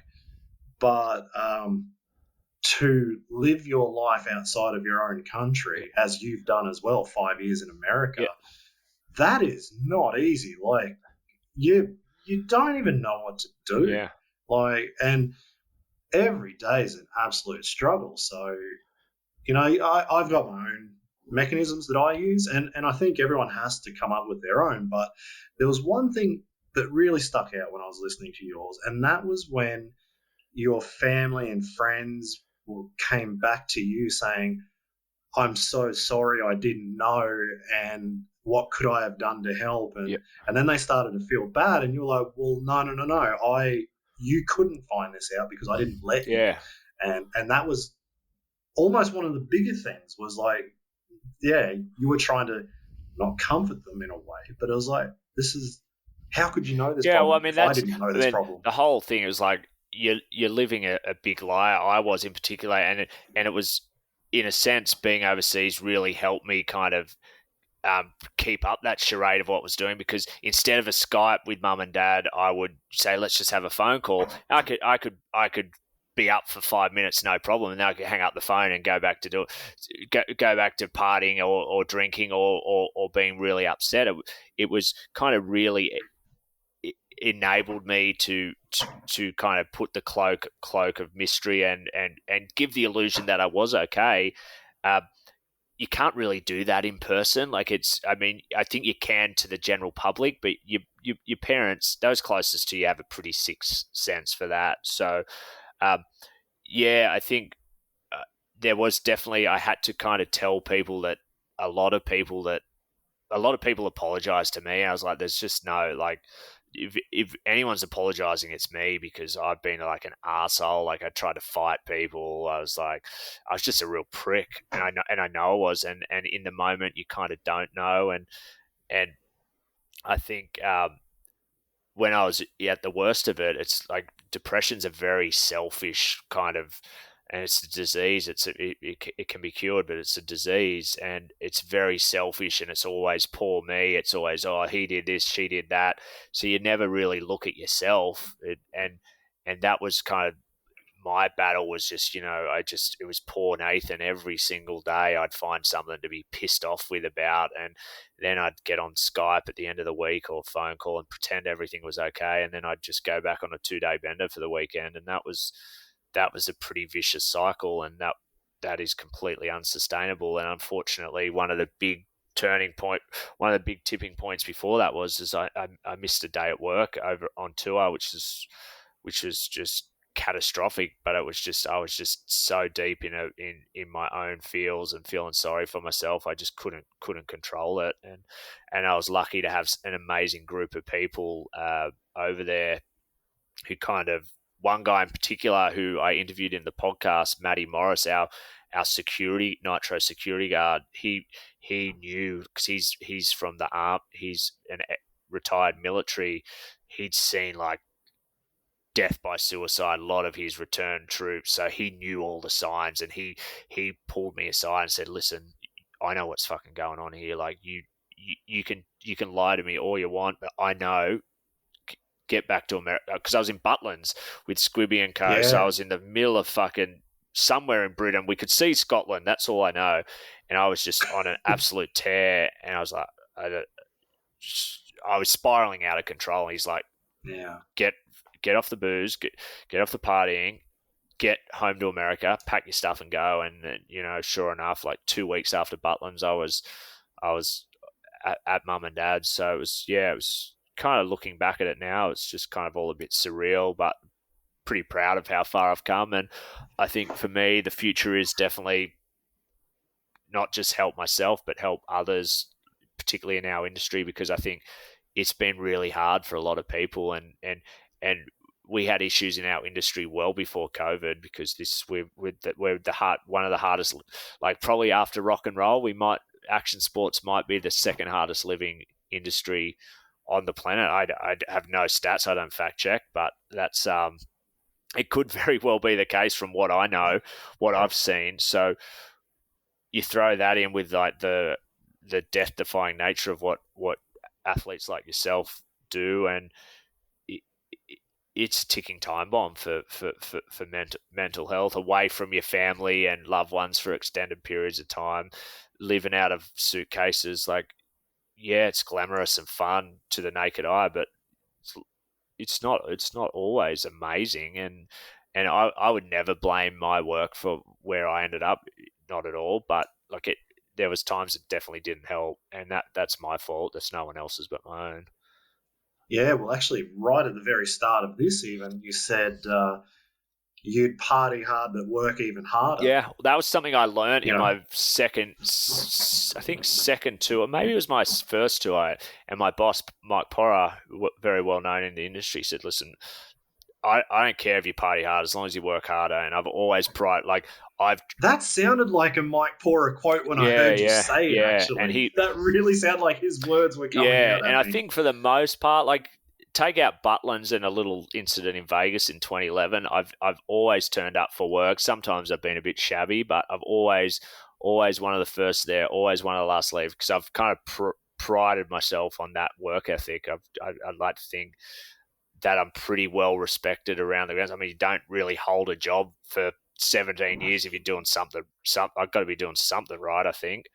But I've also been at the front and center of many huge nights and leading the charge and being irresponsible. I think, and I don't just do that at work. I've kind of the Pied Piper at times with my friends as well. But I think COVID has helped me grow up a lot, and I'd like to think for the most part those days are behind me, and doing the film shoot we just did for 2 weeks and not drinking when there was just so much energy and adrenaline and amazing things happen, I think was a good test for me. So early days, but we'll see how we go when Trav and co descend onto Brisbane in October. Well, speaking of Travis, actually, because you did talk about you're hopefully going to have him on in a few weeks on your podcast. But you said about the video series he did on the head knocks, and that was something I really wanted to watch. What was the place he went to? I can't remember the name. Yeah, but anyway, he went to this facility to look at the head knocks of him, Jim and James Foster. And it was a 2 or 3 part little video series they put on YouTube, and I felt like I just didn't get the full story from the last episode. I don't know if they cut it short or something like that, but I really wanted to find out what the kind of end result was, but I was kind of left hanging a little bit. And I think that was quite deliberate. It felt like it was. Because felt like there was that. Because I spoke to a few people about that, and we all kind of felt the same. And the fact that I and other writers wanted to watch that and wanted to hear the end result, there's definitely people want to know more. So, and I think as well that actually sat on the edit room floor for a long time, because I think Nitro were not even comfortable initially when they filmed that, and not uncomfortable with the results, but it may be a bit uncomfortable leading that conversation in the action sports industry, because it is heavy viewing and it's tricky. And I think that was a real line in the sand moment for Trav to say, I can do more in this space. And he has ever since then. Not that he hasn't privately, but publicly. You just have to look right now. Obviously, in the NFL, it's been an issue for a few years, but in the rugby league code here, the head knocks and head trauma are being penalised out of the game. Right, it's happening right now. Like, the judiciary is suspending every single player that basically makes contact with an opposition's head. It's pretty incredible to see that happening in real time, and I think our industry has got.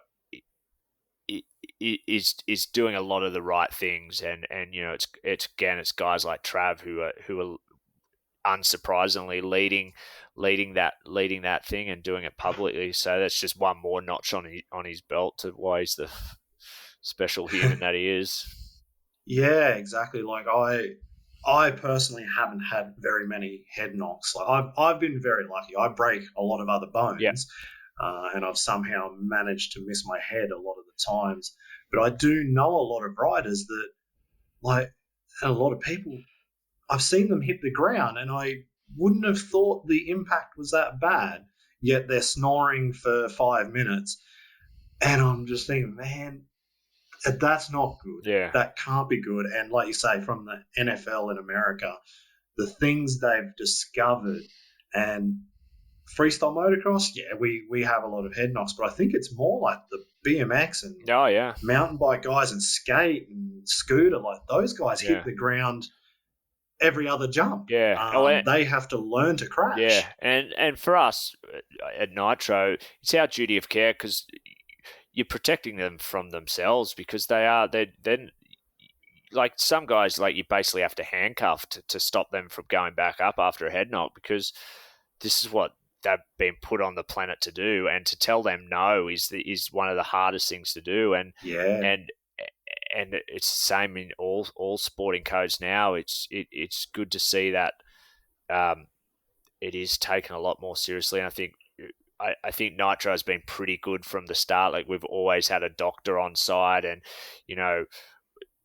it's not that hard to see the signs of a concussion, but it's another thing to stop them from going, and we have had to physically restrain guys from going back up that gigantor ramp because you got to protect them from themselves because it's like no, you don't say no to these guys because they're born on this earth to do what they're told not to do.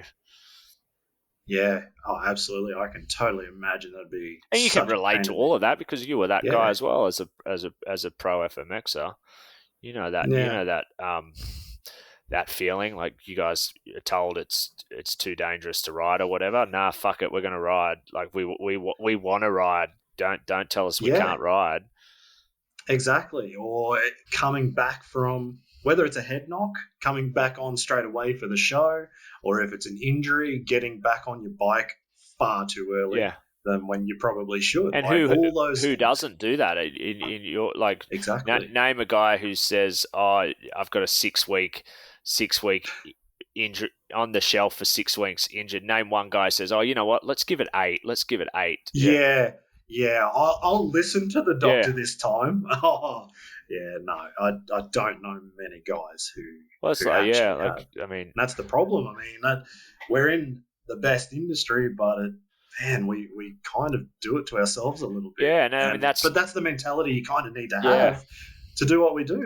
And actually, who was I talking to? I think the last podcast with Pat Bowden, and we were talking about that, like the mentality of action sports people is just so completely different. Yeah.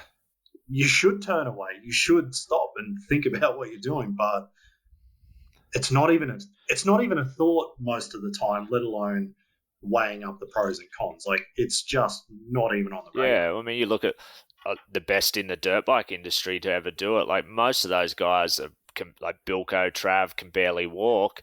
And then over on the other side, on the BMX, like, unfortunately, two of the best to ever do it are no longer with us in K-Rob and Dave Mirror. And that's, they've given their life to these sports and life and limb. And that's not going to change. That's the mindset of these guys, you guys, the next generation. There's no way of stopping that. So it's about making it as probably safe as you possibly can. And but also let these guys be who they are, because you can't. That's why they were bad at school, because they need to express themselves on their BMX or their scooter or their dirt bike. This is what they live for. So that's kind of comes back to sometimes needing to protect them from themselves, because we know them so well, and they'd be doing the same thing if there was 10,000 people in the crowd or if they're in their own backyard. So it's about exactly. Yeah, that's it. That's one thing I always tell everybody. Like, if someone says to me, "Why do you even do it?" I'm like, well, I'd do that show whether it was good or shit. I'd be doing it anyway. I'd be doing it at home. Yeah. So I might as well be there and have a whale of time. There's a lot of your guys' purpose as well. Like you first were on a dirt bike when you were 4 years old. Like it's your first childhood memory and all that. That's why I always thought I was destined to work in the rugby league industry, and I still think maybe one day I probably will end up there, hopefully. Like, my childhood memories were playing footy and being at the footy, and that's just who I was and kind of part of my DNA, and I was not risking life and limb, that's for damn sure. Yeah, actually, it's funny you say rugby league, because I was rugby league mad. I was playing since I was maybe 7 or 8. And I probably would have went down the rugby league route. I think it was only in grade 12 at school I decided I was going to have to kind of make a choice, because I was breaking too many bones on both sides. I was getting smashed because I was only a They don't tiny really guy. complement each other, rugby league and FMX. No, and the funny thing was, J.O. Archer, when he was on here, he was talking about rugby league as well. I'm like, hang on, I didn't think many guys would be in that kind of boat. So it was kind of funny to hear him talk about it, and now you as well. But I decided to quit playing rugby league because I was breaking too many bones, getting hit by front row forwards that were men when we were in under 16s. Like, they were huge. So you chose the most dangerous sport on the planet. So I thought I'd go for a bit of freestyle instead. I thought I'd go the safe route. It worked out pretty good. But one thing that I really appreciate from not just rugby league, but from the ball sports world, I think all sports are kind of doing it, but I did notice it in footy, was a good friend of mine, when he went down to play for Brisbane Broncos, part of his deal pretty much was, he had to go to uni, or he had to do something. Like, part of being in those teams, management has to look after the athlete as a person and make sure they can do what they need to do on the football field, but they have to be looked after. And so they'd get their education, they'd get this, they'd get that, and they would have to work on all those things. And that's what I feel like, like you say, with Nitro, you've had to hold riders back from hurting themselves. And I feel like that's something that probably needs to be done more in action sports. Like, we really need to look after, like you say, maybe we're not all kind of that normal to be in action sports anyway.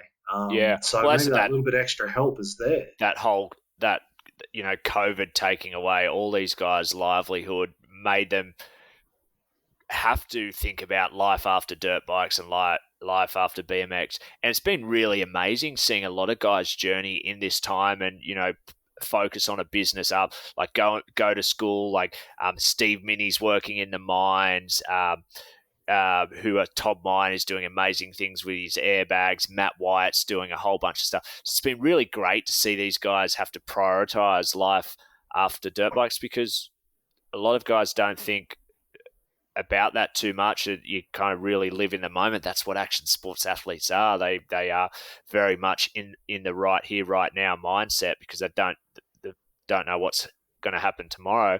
So COVID forced their hand into thinking about, Cam Sinclair has his own business now. There's so many great success stories out of COVID and life after action sports, because it's not too many. It's not like the rugby league fraternity where there's a bunch of coaching and jobs for the old boys. Like, there's not, like, you're one of the lucky guys who's found a job in the industry after his pro career is come. But you can count those amount of guys on two hands that have been that lucky.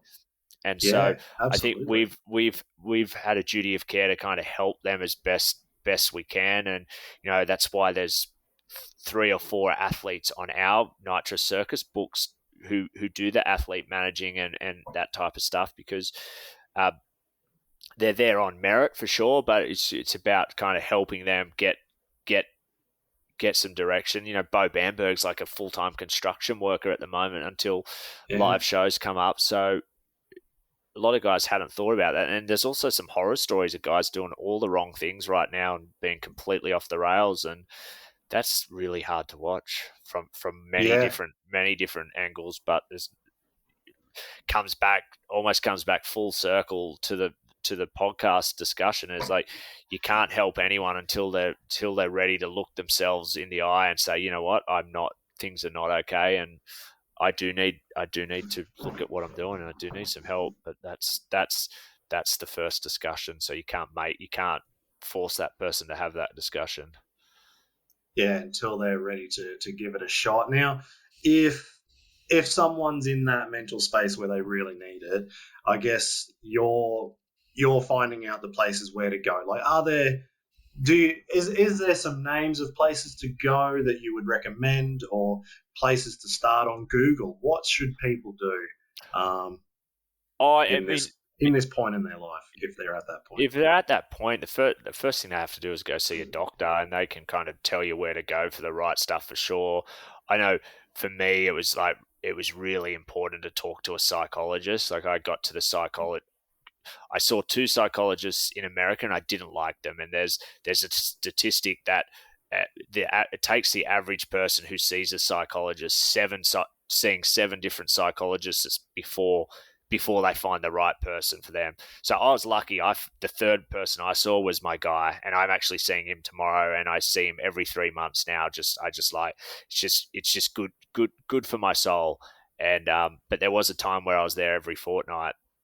So seeing that psychologist, and I think I was embarrassed about that for the first few months, and I didn't really tell any people. But now it's like a badge of honor. Like I go to see, I'm working on my mental fitness, and that's one of the ways I do it. And Yeah. and there's lots of self-help stuff out there. Like you can get on the internet and maybe find the answers, but the therapeutic way of just talking to someone who can kind of listen to you and give you unjudged feedback and unbiased feedback is pretty special. And then just like put your hand up when you're not okay is the best thing I do. Like my mum say, "Is everything okay?" I'm like, "No, I'm just tired today, and I just don't really want to deal with stuff, and so I'm not going to. And I'm not going to answer my phone today." And now I've got that relationship with everyone around me that like they know I can just tell them. So I'm definitely not an expert in this field, but my lived experience is the most important thing is to kind of open the lines of communication. And then secondly would be going to see that professional help for sure, the doctor and then the psychologist. And if it doesn't work the first time, like you said, if studies say it takes 7 times on average, keep looking. Yeah, and you know, like how many people fall through the cracks and don't try to go to see the second or sixth time. And I went kicking and screaming to my third one. I was just like, fuck this. These guys just, they don't care. They don't know. And I'm paying a lot of fucking money and I don't really value their opinion. And then I just connected with this guy who actually ended up being on the podcast. And he's an international. Oh, you've had him on? Yeah, I'll have to give that one a listen. Dr. Gunter Swoboda is his name. You got it right this time. I was listening to the other one and it took you a few shots to get it. And he's like, he's international selling author and stuff. The smartest guy I've ever met, but his empathy and big heart has just made life so much easier for me. And I kind of, the last couple of times I've been there, I've just thought, I don't even really need to go, but I'm going to go. And then you learn something, you learn another tool. And one of the things he taught me was like, you've got your mental fitness tool belt and you can just keep adding tools to how you cope with mental health and what gets thrown at you. Because I mean, everyone knows life isn't easy. So you've got the coping mechanisms to deal with those curveballs that get thrown your way. And if you can kind of impart some of that knowledge to help other people in their curveballs, I mean, that's paying it forward as far as I'm concerned. And I think I've had a very, very blessed life, particularly in the action sports industry, and some of the best memories of my whole life has been doing this job. But now I think I've got a greater purpose within the industry. Yeah, I still want to keep selling tickets and making great content, sending athletes out of helicopters with no shirt and helmet on. I want to keep doing all that stuff, but I think there's a legacy to be built on how we kind of deal with this stuff now and moving forward and retroactively as well. So I just want to be a part of that. So I think that'll be something I can be really proud of in the future, and proud of now that I'm kind of having these discussions with people like you in a forum that hopefully, again, like you said it, hopefully someone hears this part of my story and says, shit, yeah. And, hopefully someone reaches out to me and says, hey, can you chat? And I'll be like, oath, when do you want to chat? I'll call you straight away. And I think that's the power of this platform. And, I think you're telling some great stories, and I'm not the professional athlete like everyone else, but I think there's a cool story to be told here. And I think sharing this message is the best thing we can do, because the more people talking about it, the better it's going to be for everyone. Yeah, absolutely. Like there's more to freestyle than just doing it. There's more to action sports than just watching it. Yep. So that's why I really wanted to get you on. And I probably wouldn't have even thought about it until I saw your podcast and I saw what you're doing. And Yeah, then, like you thanks, say, man. the names that you've already had on. You've already had Harry Bink on and Matty Wyatt. You've got big names on there. And then Jimmy Coleman, who I've worked with at X Fighters one of and the greats, X Games. He's, he's the guy in the back. He's also the guy at the front. He does all the talking. And if Travis is going to come on, and like I say, I was waiting with bated breath for that video of what Travis did at that facility, and there is so much more to it, and so it's really cool that you're getting it out there. And if you're happy, I'd love to have you on a little bit more because I don't know if I've actually said it on this podcast, but like when I was writing for magazines, it kind of feels like this podcast for me is like an audio version of when I was working for Freeride and when I'm working now with ADB magazine. And so I do want to have, maybe it's every month. I haven't really thought about it too much. I haven't put all the things in place. It's a crazy idea, isn't it? Yeah, I like it. Yeah, I do want to have different topics, and so one of them, of course, will be mental health. Yeah, sign me up. And there's a lot to go into that as well. Absolutely. Like we've only just touched on small parts of it here. Absolutely. Head knocks, all that sort of stuff. So if you're keen, I'll grab you again, and absolutely. I'd love to hear your thoughts here or there. Can the Europeans understand you and I talking like this? Like, what's the deal? Like, you can't really subtitle a podcast, can you? No, like with two pretty Australian accents. I think they could understand me because I'm trying to be a little bit less bogan. I'm really, and I've said this 100 times on here, I really had to change how I talk. Yeah. Otherwise, nobody here understands me at all. No, I think the Euros might understand. Like, actually, there's a lot of Brazilians that listen. Yeah, wow. There's a lot from South America and there's a fair few from Asia. It's actually really cool to see. Yeah, those demographics are cool. Yeah. I'm actually surprised how many people. It's not just Australian or American. Which is, of course, more than half. Yeah, but it definitely does seem to translate. You've got roots everywhere, and your lineup of guests has been pretty incredible. So I'm kind of pretty chuffed to be added to that wall, mate. So thank you. No it's been awesome. I definitely keen to keep chatting the mental health stuff for sure, and it's obviously something that's pretty close to my heart. So thanks for giving me a platform to do it here, mate. It's weird. I think we were trying to figure out when we last saw each other and when we first met, and it's that long ago that we don't actually know. So it's kind of cool to watch you another success story of life after dirt bikes, because it's a scary world out there. And we were talking about Dane Kennard coming back and riding, and it's just it's been cool to see some of the old Aussie FMX boys do something great after dirt bikes. Yeah, absolutely. Like I was telling you just before, like I did this interview with Dane, but unfortunately the audio is that bad. I can't release it. I'll have to do another one. But it was the first time I actually spoke to the guy. Yeah, wow. I've watched him. Yeah. I watched him in 2002, I think it was Supercross in Brisbane. He was doing the demo at, and I watched him at Krusty's and everywhere else, and it was just so good to listen to him as a normal guy, and the story he had of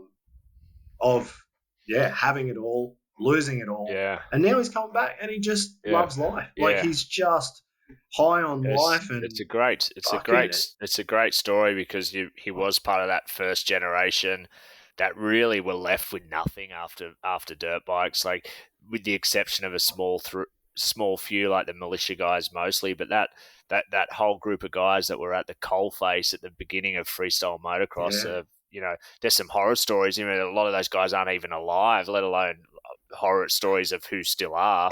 So to see his story has been pretty amazing. Like, I've loved watching him, like, he's clearly just figuring out social media still, which I think is part of the charm of his whole story. Is like I think that's the phone. Yeah, I think he needs to get a new phone Yeah. to even do the social media side of it. Yeah, and that's cool, man, because that's what an inspiration at the age of whatever he is, almost 40, just to come back. And he's still probably one of the only guys in the world that can throw a no-handed catwalk and all those tricks like that. Like he had that turntable to no-hand caddy to, I don't know, maybe it was a heel clicker or something, whatever. And he still does it now. Yeah. He said it was easy. And I went, easy? Yeah. I tried that crap for like 15 years and I couldn't do it. It's not fair, is it? It's like when Jared McNeil does his whips, like he just makes it look so easy, and then you have like the best to ever do it on a dirt bike, Travis Pastrana, and he can't throw a whip to save his life, and he was a racer.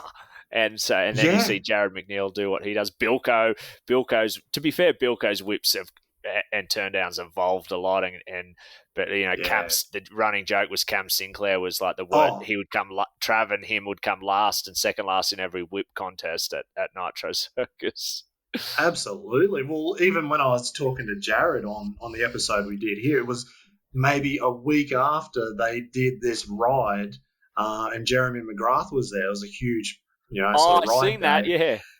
Yeah, and Tucker trying to do a knack-knack. And he's like, the dude can rock solid backflip, but he can't do a fucking knack-knack to save himself. Like, yeah, it is crazy. It is crazy to see the weird little, like, some guys can't do bar tricks, and then other guys, like Bilko now he struggles with the Cliffy and stuff because of his bung shoulders. But it's a special sport that is so dear to my heart, and it's been an incredible journey, and hopefully there's still a bit more bite left in this guy in particular, but our industry as a whole, because I think we're destined for big things, the action sports industry. If we can just kind of ride the wave of just get through 2021, or even just the next few months, even without tours starting up. So I think it's exciting times, and everyone's ready. I spent 2 weeks with these guys just recently, and they just cannot wait to rip in front of a crowd, because they're just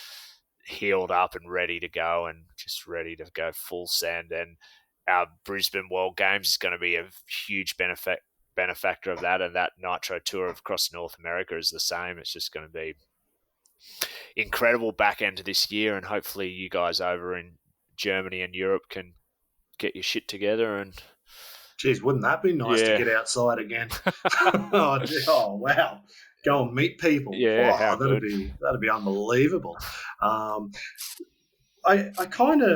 feel like I want to know to you, thinking back now after what we've just said for the last nearly 2.5 hours. Yeah. I'm sorry I've chewed your ear off that. No, it's been a great chat. Can you imagine, or thinking back to that guy who looked in the newspaper and found a job for Crusty Demons? Yeah. Like, to see where you've come, like, it's a trip. Yeah. Could you imagine it? No way, I can't imagine it. Nah, definitely not. It's just, I still think about that, and it's my dad who just the best dad advice 12 months earlier, and that I remember going into the interview with Porra. It was Porra and the clothing label guy, and they had circled my TradeLink plumbing supplies job, and they'd circled my advanced diploma in sports management, and they asked a few questions, and it's a trip. It's right place, right time. But I worked fucking hard and I still work hard now, but at the very basement level, I busted my balls and tried to learn everything, and in particular from Mike Porra, who was, he'd created Crusty Demons, the live show, revolutionized the surf life-saving industry, and I was just a sponge learning from the most intelligent bloke that I'd met at the time, for sure, and he gave me so much knowledge, and I'm a good marketer and ticket seller because of what I learned in those. I was just love learning, and in more recent times, I've really enjoyed getting into like the producing content side of things, because I've just got a passion for that. Like, I'm definitely not as skilled as that. Like, I'm learning a new craft in my mid to late 30s, but that gave me a new lease on life at Nitro Circus. And I still do the ticket selling and PR stuff, which is the less glamorous stuff, you would say, but it kind of helps me because all these athletes I can call on to do PR for me because they're my great friends and they do me favors, and I repay them by letting them jump out of helicopters. I guess you you go. Yeah, I put that on my resume. What's the weirdest thing you've accomplished? And I pushed 3 friends out of a helicopter. That was cool. Yeah. All for the government. All for the government. The government's wallet. God bless the Queensland government.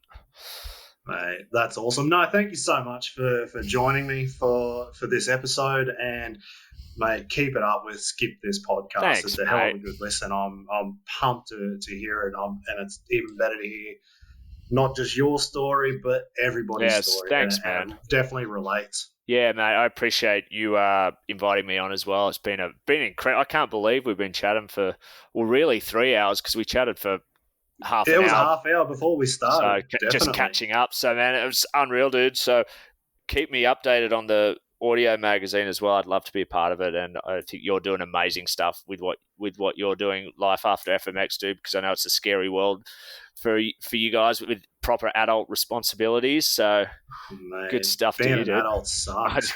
I'm still fighting it, man. I've only just decided to embrace it because I'm having a kid in 7 weeks' time. So I'm like, you know what? I got to be an adult. Yeah, you're really jumping in. Yeah, man. Now you're actually 30. What'd you say? 38, 39? 34 weeks. Well, there you go.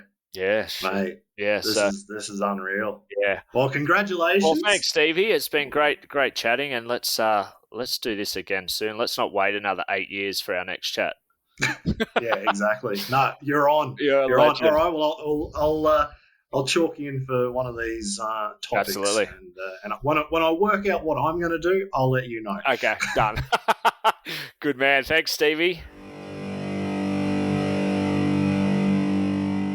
I want to say a huge thank you again to Browny for coming on to chew the fat on all things Mulisha, Crusty, Nitro, going on that trip down memory lane, and of course, mental health.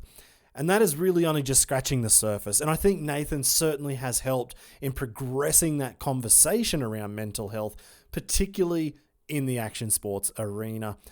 I really have to recommend, if you jump on your phone or laptop or however you're listening to this podcast right now, to go and search for Skip This Podcast. Right now, subscribe to it, give it a listen, and you should probably also start from the start as well, because it gets heavy pretty quick. Whether it's just for behind the scenes entertainment, or if you find a deeper connection with Nathan, Luke, and any of the other guests with their stories, and even if it only helps one person, that's a win. I'll also have the links to the podcast in the show description and where you can find them on Instagram, Facebook, YouTube, or anywhere else. There are also some links in the show notes, especially to find your way to the ridersloungepodcast.com website with new and old episodes there and the background blog to go with some of these stories. You can also find Lakes Networking there if you want to build your own website as well. And there's also the links on how to find yourself one of those really cold and crisp Rothaus Tannenzäpfler alcohol-free beers. I'm just wrapping up this podcast now, putting the final edits on to kind of clear up my audio, which sounded like I was in a tin can for some reason. And to be honest, I think I found that reason. It looks like another USB port has just fried on my laptop. So that's probably why the microphone didn't sound so good. So I have to say, sorry about that. It was a technical issue, and I didn't even know until after we were done. But I'll get this uploaded now, then chill out the back of the house in the sun, catch my first rays of sunshine for the year with a nice cold beer and maybe a little siesta. Maybe it'll give me a little bit of time as well to think about these new topics that I just said about, and I'll start planning out the next Riders Lounge podcast episodes, and I'll let you know about those plans very, very soon. And until then, have a good one.